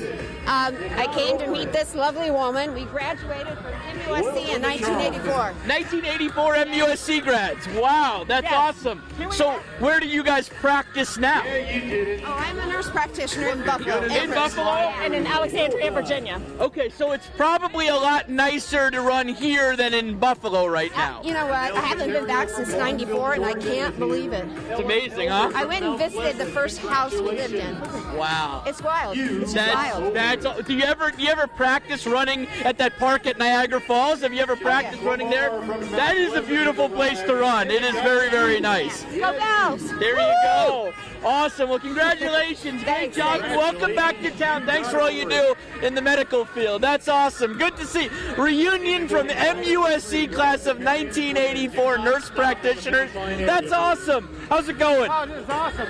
Yeah, it's really cool also to see people. They kind of display on their shirts where they're running from or who they're running for. It's so much you can find out from people. How's it going, guys? As you cross the finish line, we have plenty more finishing behind them we will check in with, but let's toss it over to Trooper Bob right now. And then we got you. Hey, Scott, yeah, I'm down here on Meeting Street at the bottom of the ramp, and you can see the folks coming off the bridge making that left onto a Meeting Street. They've got music pumping here. They got plenty of law enforcement, first responders still doing their job, but enjoying the race, watching and encouraging the participants. We've got a water station down there on the right-hand side. Everybody's just really having a good time. A lot of the folks are still running, trying to get it to the finish line, and you know, some of them are using the facilities there as they need it. But it was a really nice time. It's 56 right outside the traffic tracker, 56 degrees, sunny. Everybody's just having a great time, encouraging everybody as they're coming off the bridge. Hello, how you doing? Hello, would you like to talk for a second? No, you're not here. No, that's okay. I won't put you on TV. What do you think about the race? Oh, it's great. This is my first time coming. It's your first time? Where are you from? Spartanburg, South Carolina. Spartanburg. Yeah. You came all the way down here just for this? Yep. All right. So what do you think? You go? It's great. I want to see more costumes though. Or have they come yet?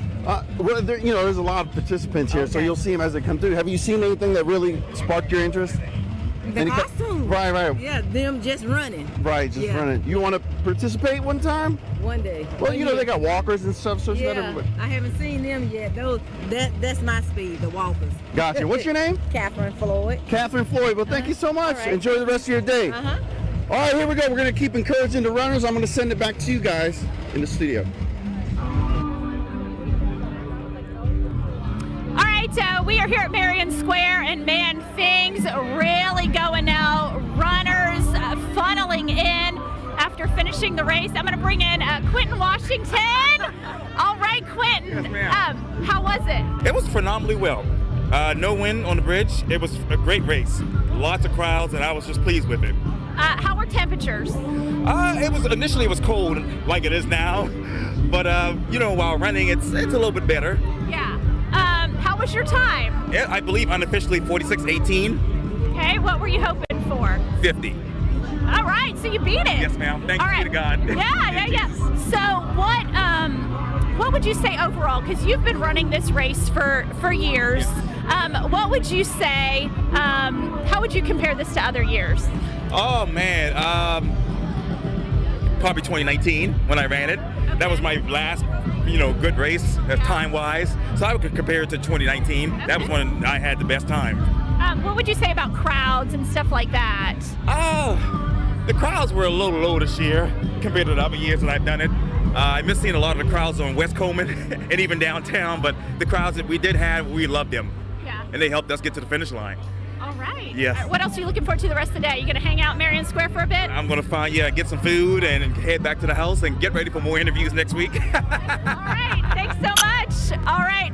And we know Dave Williams is here. He's still kind of cooling off for a little bit, but he's going to join us here in just a little bit. But now we'll send things back from Marion Square. We'll see you guys in a little bit.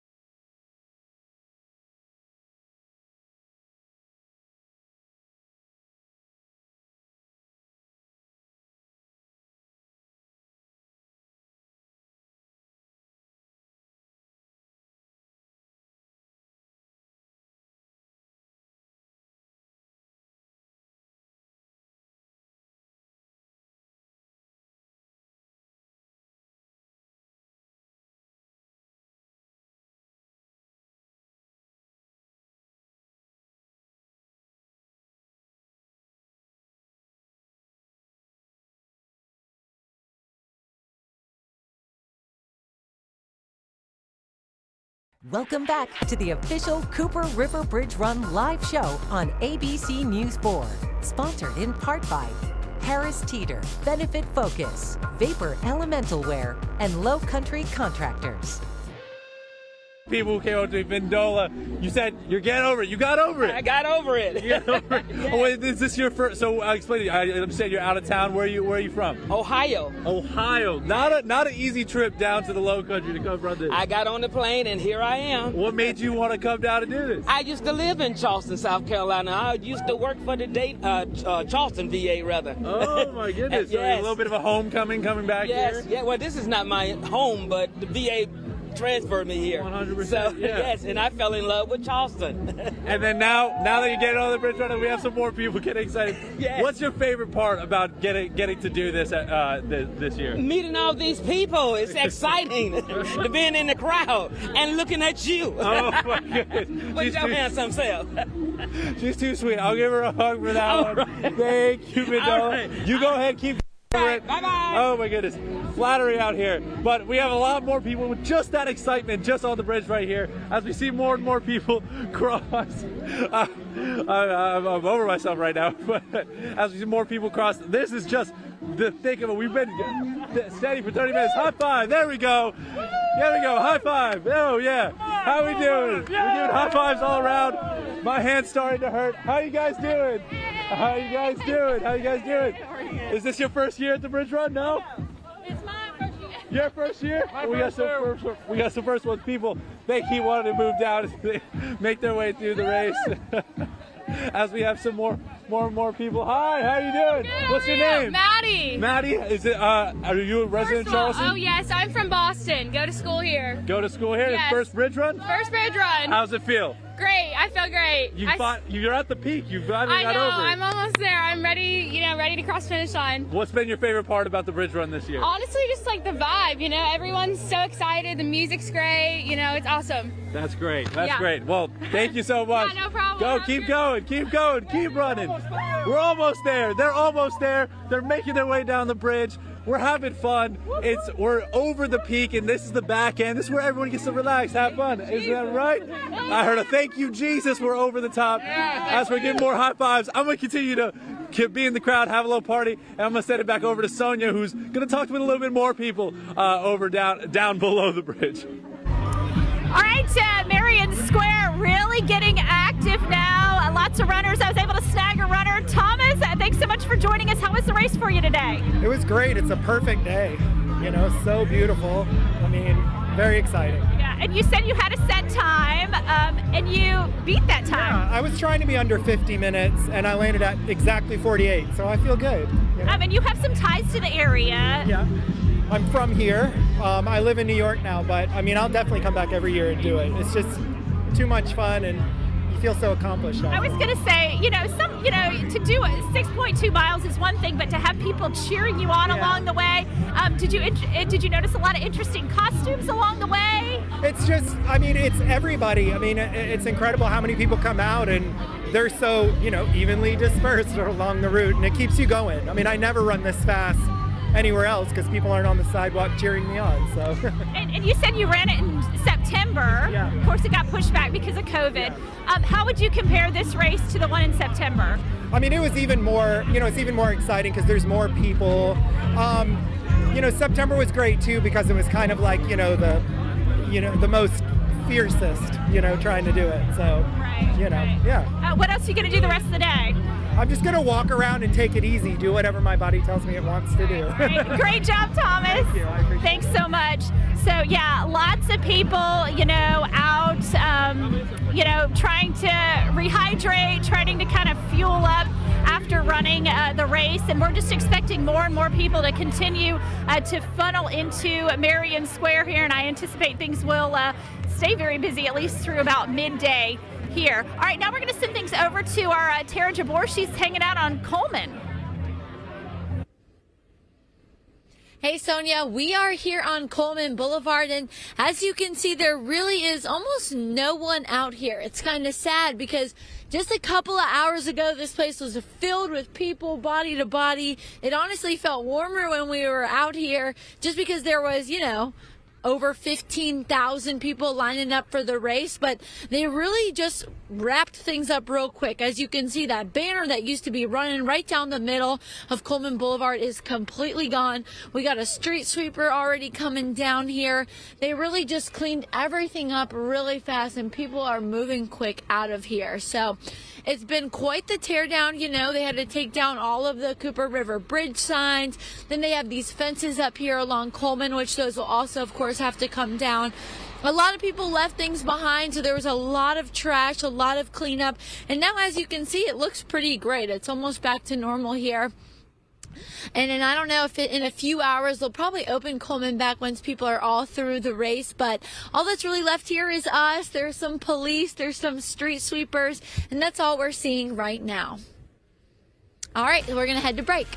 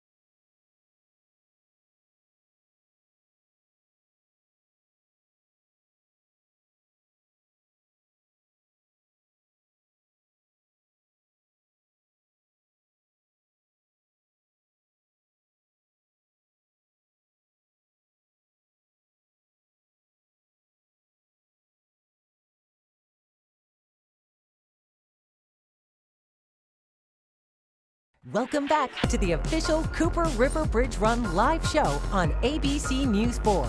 Sponsored in part by Harris Teeter, Benefit Focus, Vapor Elemental Wear, and Low Country Contractors.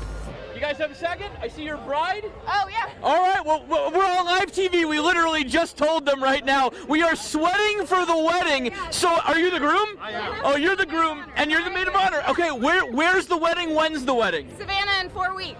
Wow, are you guys from here or from Savannah? Here. From here. Awesome. So you are running on the way to the wedding.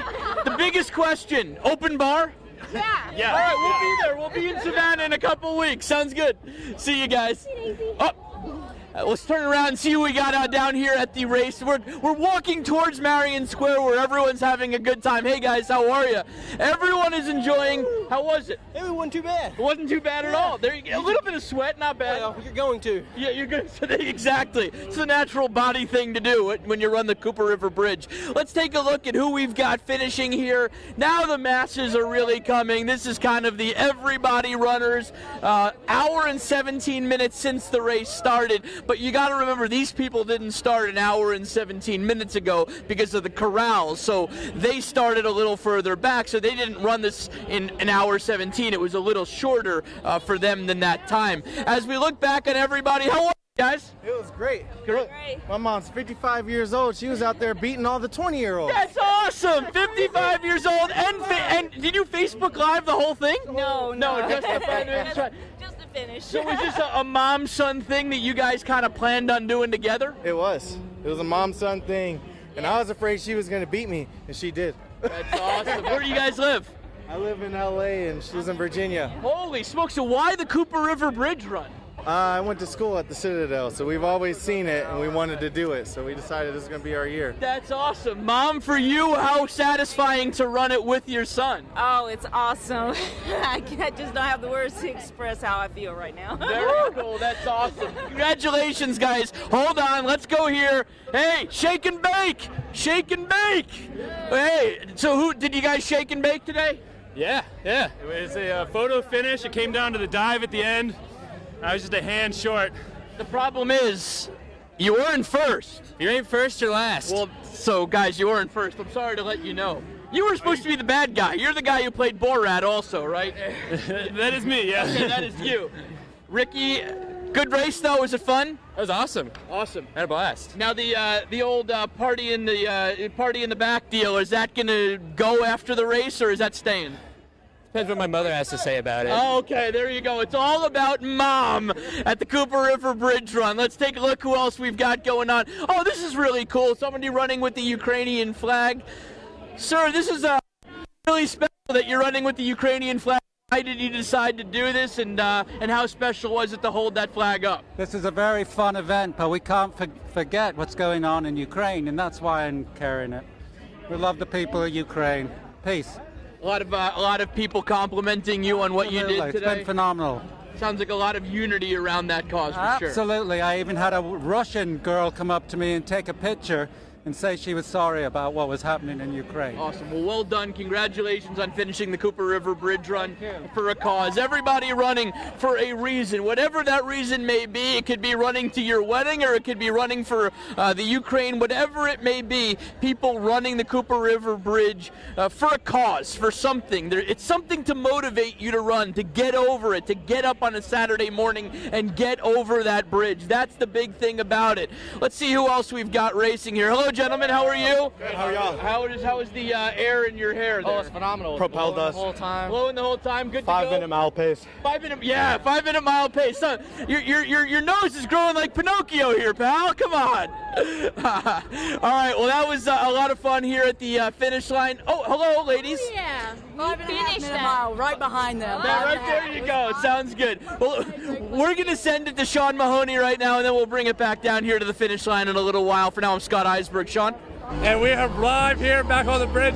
There's a party behind us. We got people making it on their way over the bridge, making it over the top and celebrating. But we also got people doing a little bit of jump rope. I got Donna here to talk to us about it. Donna, wow. Explain to me a little bit what we got going on here. Well, my name is Donna Lennon Reed, and I am the captain of the 40-plus Double Dutch Sub Club in Georgetown, South Carolina. We are here. I am here with all of my teammates, and we're women 40 and over. It got started in Chicago, Illinois by Pamela Pelt Robinson back in 2016, and now it's like 33,000 of us all over the world for women 40 and over. Oh my goodness. Yes. And then for, you got a good group. They're going crazy over there. I mean, this is really impressive. First off, I mean, what does it feel like to be able to take your group and go do the Cooper River Bridge? It's amazing. I feel absolutely amazing. I feel amazing. I'm 53, but I actually feel 25 years old. We have been doing this for about almost 2 years now. So it's just absolutely amazing to come out and to celebrate the Bridge Run today with you guys. Amazing. And then, I mean, I have to tell you that you guys have had the most energy I've seen out of anyone. Right before break, you were dancing all around. What keeps you this energized? What keeps me this energy? I'm alive. That keeps me energetic, being alive and just being able to be with women like myself and just relive our childhood. We all did this when we were younger. Even if you didn't did it, if you can't jump double dutch, we teach you how to jump. It's just so exciting. So we get away from our husbands, the dog, the children, everyone, and we just get together as women. We do fun, fitness, and fellowship. That's amazing. Jumping rope and making it over the bridge. Yes. Can we possibly get you in one of these Sure. next double dutch? Sure. Here. Donna's gonna go in. Donna's gonna go in, or maybe wait, Donna's gonna go in. She's gonna show us a little something. Camera's on, pressure's on. Here we go! Look at that footwork! Not only, thank you so much, Donna. We appreciate it. And not only are we running across the bridge, we're jumping, we're hopping, we're doing jump rope, we're dancing. We got parties as we see more and more people come down here. It's really becoming a lot of a big moment out. A lot of people out here. We're having fun. This has become a huge party. This is what the Cooper River Bridge Run's all about, and that's what we're here to show you here on ABC News 4. And we want to see more things like this. Make sure you tweet us at CRBR Go For It. Hashtag CRBR Go For It on Twitter and Instagram. We want to see all the stories like we see with the 40+ double dutch, and it's just been such an amazing experience to be up here. And we're going to continue bringing you some of these stories as we continue to have more and more people come across the bridge as we see the shots of more people dancing. But for now, we're going to send it back to you guys. We're going to continue the party up here, and I'm sure that you guys will be coming back to us real soon. All right, thanks, Sean. Well, I'm telling you, this is the place to be now. Again, it is getting packed here at Marion Square. I was able to grab a friend. Roger, how was the race today? It was great. You never realize how steep and how long that incline is, but it was wonderful. It's always a great race. So it's safe to say you got over it. I did get over it. I did go. I think this is my 6th time overall, I believe, and it just gets better and better each year. How do you think your faster than October? So Awesome. What are you looking forward to the rest of the day? Rest, relaxation, and maybe a big steak tonight. Sounds good. Eat one for me. I will. All right. All right. Thank you. Thank you, Roger. All right, guys. Oh, we had some people we were going to interview here. We'll see if we can grab somebody here. We're going to see here. How was the race, guys? It was awesome. It was awesome? She's the champ. How was it? I met my goal. Yeah. You met your goal. I'm going to turn around here. Where are you guys from? Mount Pleasant. Mount Pleasant. All right. Hey. We watch you all the time. Oh, thank you. Thank you for watching. We appreciate that. Well, glad you guys had a great race. How were the crowds? It wasn't Not as bad as we thought. I've never done it. I've lived here my whole life. I've never done it, so she would know better. It was big, but it wasn't unbearable. Is there less than normal? There was less than normal. So the question, it was your first time doing it. Will you do it again? Oh, of course. No Is this doubt. going to be an annual thing now? Yeah. As long as we get a babysitter. Yeah. You need a babysitter? Babysit. Yeah. I'll babysit. So how was your time? Under an hour was my goal, and we made it by a good minute. I think we got in the 58 something. So yeah. All right. Great job, guys. Thank You can enjoy the rest of the day now. Yeah, exactly. Eat whatever you want. We're gonna go right now. There you go. There you go. Hey, guys. Hey, how was the race? Good. Did you run fast? Who ran with you? My dad. Did you run faster than Dad? It's okay if you want to tell the truth. How was it, Dad? It was good. We had a fun time. Yeah, it was his first time. First time doing it? His time, yeah, his first. Think it'll be an annual event now? He thinks we finished. He said the first thing he said was, "Can we run it next year?" So. Oh, that's awesome. That's awesome. Good job, buddy. Good job. How was the race? Oh, it was a blast. I mean, nothing beats that view at the top of the bridge. Are you from here? I go to school here. Oh, you go to school. Are Yeah. you college in Charleston? Yes. Okay. All right. So Yes. you're going to start to do it every year, you think? Yeah, I think so. I'm gonna make it a tradition. All right. Good job. Thank you so Good much. job. All right. So as you can see, so you can't see it, but we're right here by the water booth. So that's why everybody's kind of funneling in, but no shortage of interviews here. So again, lots of people. Everybody, I think, is just really excited. They've made it through the race. and now they're just going to be, enjoying the rest of the day. So, all right, we're going to take a little break, but we'll be back after this.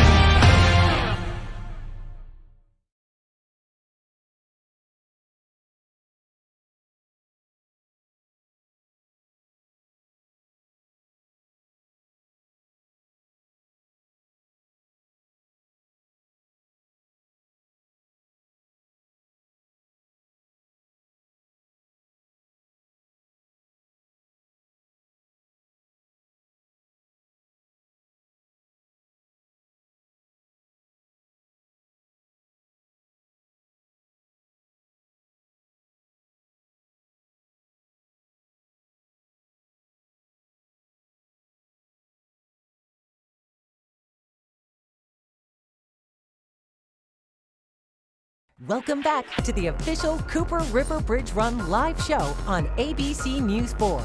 Sponsored in part by Harris Teeter, Benefit Focus, Vapor Elemental Wear, and Low Country Contractors. All right, welcome back to the finish line of the Cooper River Bridge Run.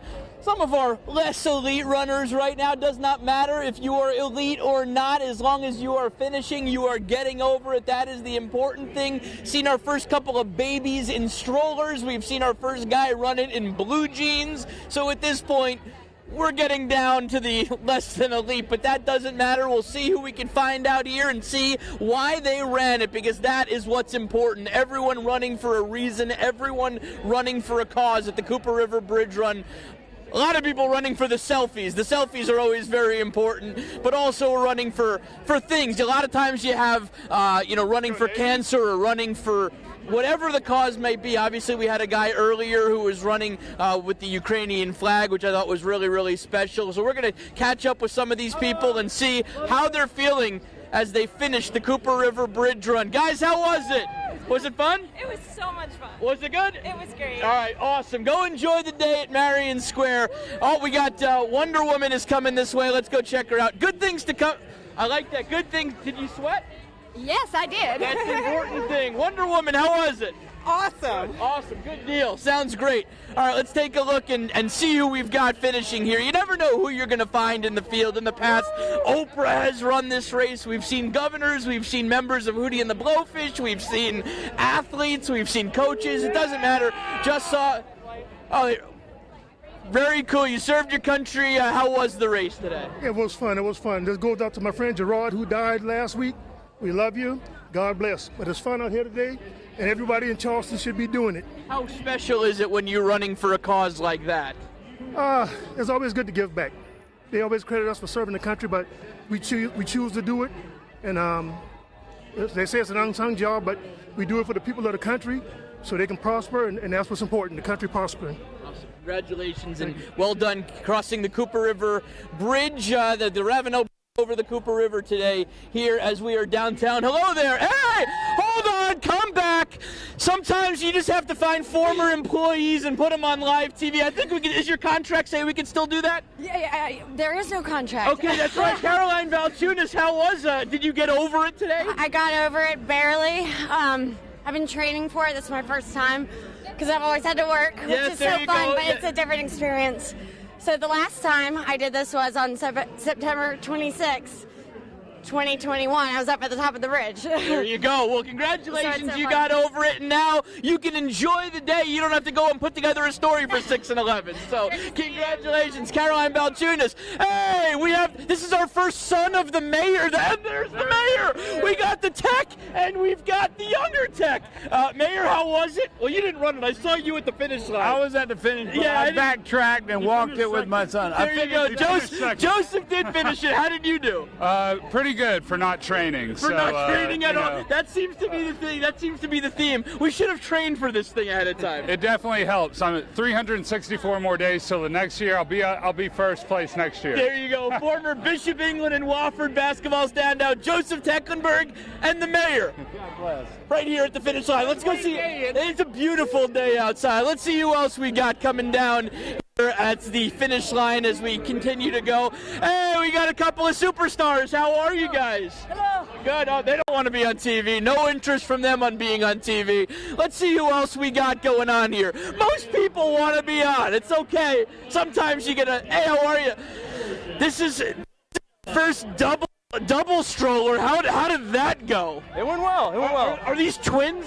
No. One is 2 and one is 1. One is 2 and one is 1. Yep. Good luck to you sleeping, sir. All right, that'll do it from here at the finish line.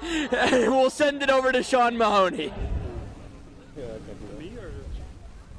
And we're back here live on the bridge. They just started us off the music. We had the last couple of people coming across, and I couldn't help, as we kind of look at it, we see it's a lot less busy than we saw in the past couple minutes, but I couldn't help just watching some of the last people come. I came across these two gentlemen right here, and first off, I just have to ask, these outfits, like, what was the inspiration? What was going through your guys' mind? So our plan today was to go to the beach, and we just happened to come upon the bridge run, and Here we are. So spontaneous entry into the bridge run is what I'm hearing. Oh yeah, that's what we're here for. We're here for a good time and get this run going. How you guys been enjoying it? Oh, we love it. It's a great time, good time. You know. It's Charleston. How can you not love it? Beautiful day outside. What was it like trying to get out? I know we're about like halfway through now. How are we feeling? What was the kind of that first half like? It was a little rough getting up that first half. We're looking forward to the second half though. We gotta make sure Brett here keeps his heart rate down, and we'll be all right. Yeah, it's downhill from here though. So next year you guys are gonna be in the elite racers. I mean, is that right? Yeah, we're looking to win it. Looking to win it all next year? Next year, yeah. All right, well, if anything, you guys get a 10 out of 10 for your outfits. Looking great. Appreciate you guys talking with us. Thank you guys so much. And go enjoy that last time round. Keep that heart rate down, too. See, we still have that energy, even though there's just a couple people left as we're getting those last few people to come across the bridge. It's been energetic from start to finish, and that's what the Bridge Run Day has been all about. You've seen wall-to-wall coverage of it. And we're still getting people bringing that energy, bringing that excitement, and I have the feeling the party's going to continue a little bit as we wrap our coverage end to the bridge run. As we see some more people dancing over here, but bridge has been absolutely fun as we see more people. Actually, we're going to try to get one. How you guys doing? Good. I see you guys matching hats. You guys together? Yeah, this is Dad. Your dad and two daughters. That's amazing. How many years have you guys been doing the bridge run? I've been doing this since the old bridge was here. Since the old bridge was here, Yeah. so you've been doing it for years, long time. How about you guys? This is the first time we've all three done it, but we've each done it separately. So this is the first time we've all three done it. What does it mean for you guys to be able to run this bridge run together? I mean, you guys said you ran it separately, but now you're here together as a family. How does it feel? It's amazing. It's an amazing time, experience that we'll never forget. Amazing, Yeah. amazing. How was the first half? Good? You guys finally got over the big part? We finally got over it, exactly. No, That we're last doing- couple meters kind of hitting hard on the But we legs? still have energy, so we're good to go. That's great. Well, I'm super glad we got to meet you guys. You guys enjoy the rest of your guys' bridge run. Yes. Just like that. We thought we were going to wrap, and we come up with stories like that. A family's never run it together. They run it separately. Now they're running together. Beautiful stories like that that we've been bringing you all day long on the bridge run. Square, lots of runners, lots of walkers, but also some spectators. So we've got Sam Hazeltine. So Sam, what brought you here this morning? Just seeing people. It's great to see everyone walking around. So way back last year, we didn't see people around here, but this could be the first time during the pandemic. But it feels like we're getting back to normal. Yeah. And hopefully, hey, it's called the celebration of life. Yeah, you're right. You're right. A lot of people here, right? And then I just want to give a big shout out to my high school. Everybody's doing well. And you seen this before? Not broken? I'm not broken. All right. Let's go, baby. All right. Good job, Sam. All right. Enjoy the festivities. All right. We're going to bring in Dave Williams again. How many what? We see you survived the race, Chief. Yep. Yep. Had a good time. Absolutely. It was a great run. Beautiful weather. You knew that. I knew that, yeah. It was nice. It was nice. Yeah, it's nice not to have to worry about any rain. We got to notice your shirt here. It's sweaty. I'm not getting too close. All right, the Daily Mile. So this is something you're going to start. Tell us a little bit about Daily Mile. Yeah, and I actually went ahead and got it going last night because I want kids to get out and work out. So this is going to be an initiative to go into the schools and get kids out exercising on their recess, when they're at home after school, and just being active, because we know that if kids get out on recess and walk a mile, run a mile, even for kids that are bound to a wheelchair, if you get out and you roll a mile, it's going to help your body, it's going to help your mind, and they'll do better in school. So they'll be healthier and happier, and that's what the Daily Mile is. Hopefully we can get some schools signed up. So if you're a teacher at home right now, the Daily Mile, you can sign up for it and get your school involved. So I'll come out to classes too. Oh, there you go. There you go. Absolutely. All right, well, speaking of kids, this is actually a good transition here. So I'm going to give Dave the boot. All right, come over here. All right, young man, what's your name? My name's McCray Burns. All right, did you run the race? Yes, ma'am. How did it go? It went amazing. I didn't walk a single time. I am impressed. Thank you. Were you trying to go for a certain time or just trying to not walk? Just trying to not walk. That was my main goal. How old are you? 12 years old, ma'am. All right, where do you go to school? I go to Moultrie Middle School. All right, so do you want to say hi to all your friends at Moultrie? Hi! Now, did it go so well that you're going to do it again next year and the next year and the next year? Yes, ma'am. Did Mom and Dad run it with you? Yes, ma'am, they did. You can tell me the truth. Who beat who? So my mom beat me, but I beat my dad. But goals for next year? My goals for next year are to beat these two and to go under an hour. And guess what? You have 364 days to train. I expect you up early tomorrow, starting that training again. Yes, ma'am. All right. Great job. So proud of you, buddy. Thank you. All right. Good job, Mom and Dad, for the moral support, right? It's so important. So as Dave was talking about, it's all about getting kids out, exercising, and clearly most of the people here, I feel like I need to get a workout in now after seeing all these people. But we'll have a little bit more coming up from Marion Square in a little bit, but now we're going to take a short break.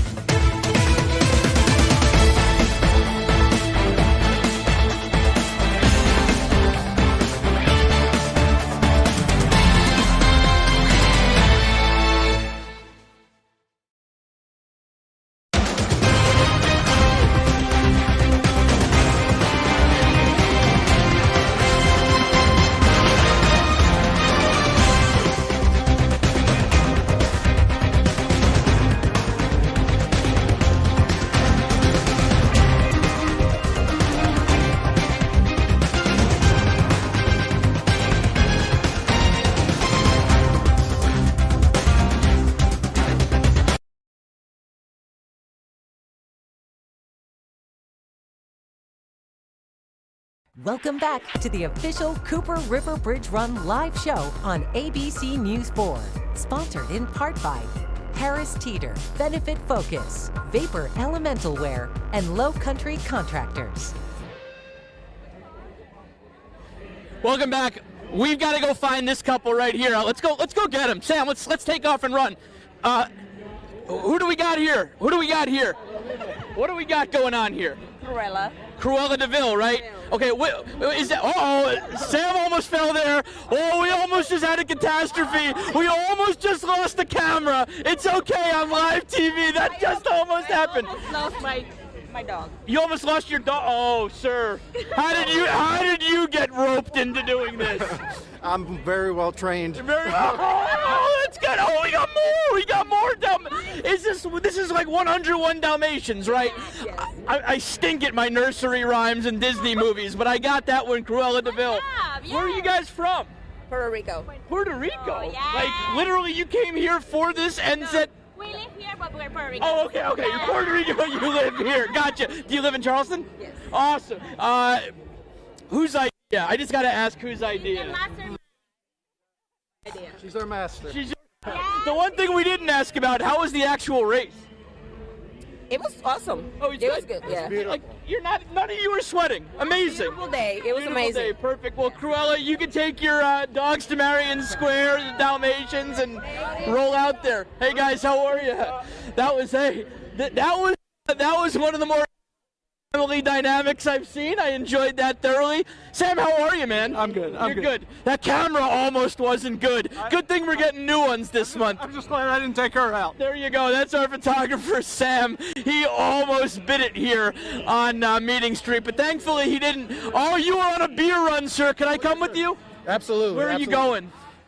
I'm going to get some more beer. The closest bar. It's 9:50. In 10 minutes, we're good. I'll see you guys down there. Sounds good. Hey, you didn't just run this with a broken ankle, did you? They let me run the last 10. The last 10? Oh, okay. I think we caught you on that one. We were trying. I liked it. But I wasn't allowed. Battle scores. What did you say? Came all the way from Atlanta. The Peachtree Road Race has nothing on this. That's awesome. Well, congratulations. Welcome to Charleston. Thanks for running. Hey, guys, is this a full family run? Yeah, we all ran. Oh, really? Well, most of it. There you go. Awesome. Well, sounds good. Enjoy the end of it here. This gentleman's running in a fire suit. Sir, how was it? Obviously you're running for a cause. How was it, and how do you feel now? Feel good. You feel good? Yes, sir. A little hot? It's hot. It's even hotter with this gear on. I can imagine it would be. What was the cause you were running for, and why did you do it? I just always come to support a good cause. You know, I do this in several different cities and whatnot. Just, I try to show up and just represent. That's awesome. Well, congratulations on finishing it. And just surrounded by doing what I love to do and surrounded by people that love to do what I'm doing. Nothing wrong with that, absolutely. Yes, congratulations on the finish. And look at that, the tank right there on the back. Certainly a hero of the Cooper River Bridge Run. It's amazing. Everybody has a story at the Cooper River Bridge Run. It doesn't matter whether you finish first or you finish last. Everybody has a story. And it is so fun to kind of find those stories as you run in between. Everybody in between, all of those stories are a lot of fun to hear about and to talk about. Guys, did you have a great day together? It was awesome. Thank you. So many smiles today because it is such a beautiful day in Charleston, and it has been a blast at the finish line. We're going to send it over to Sonia Stevens now in Marion Square. Thanks, Scott. All right, so I got Kathy here. Kathy, how was the race? The race was awesome. It couldn't have been any better. Not crowded, really. People were great. Weather was perfect. Did you have a goal, or were you just trying to? Let me tell you something. I've been running, I'm 70 years old. I haven't trained. I didn't think I could do it, and I walked up the hill of the bridge, but ran everywhere else. And that's amazing! Like an hour and 12 minutes. So that is amazing. So if you don't run, get out there and do it, because you can do it. Right, and it's just important to get out and move, right? Move, even though you think you can't. You can. Did you do it by yourself? Did you have some friends? My friend right here. Come here. This is Kate. Hi. This is my future sister-in-law and future brother right here. I'm getting married July 8th. Yeah. And that's your date in St. Louis. Thank you. Congratulations. Thank you. Well, good job, ladies. Now you can have the rest of the day off. I know. We're all and you can eat whatever you want. Who cares if the wedding's coming up? That's right. Yes. Woo. All right, ladies, enjoy the rest of your day. Thanks so much. So yeah, at this point, it's really great seeing everybody so pumped up. They finished the race.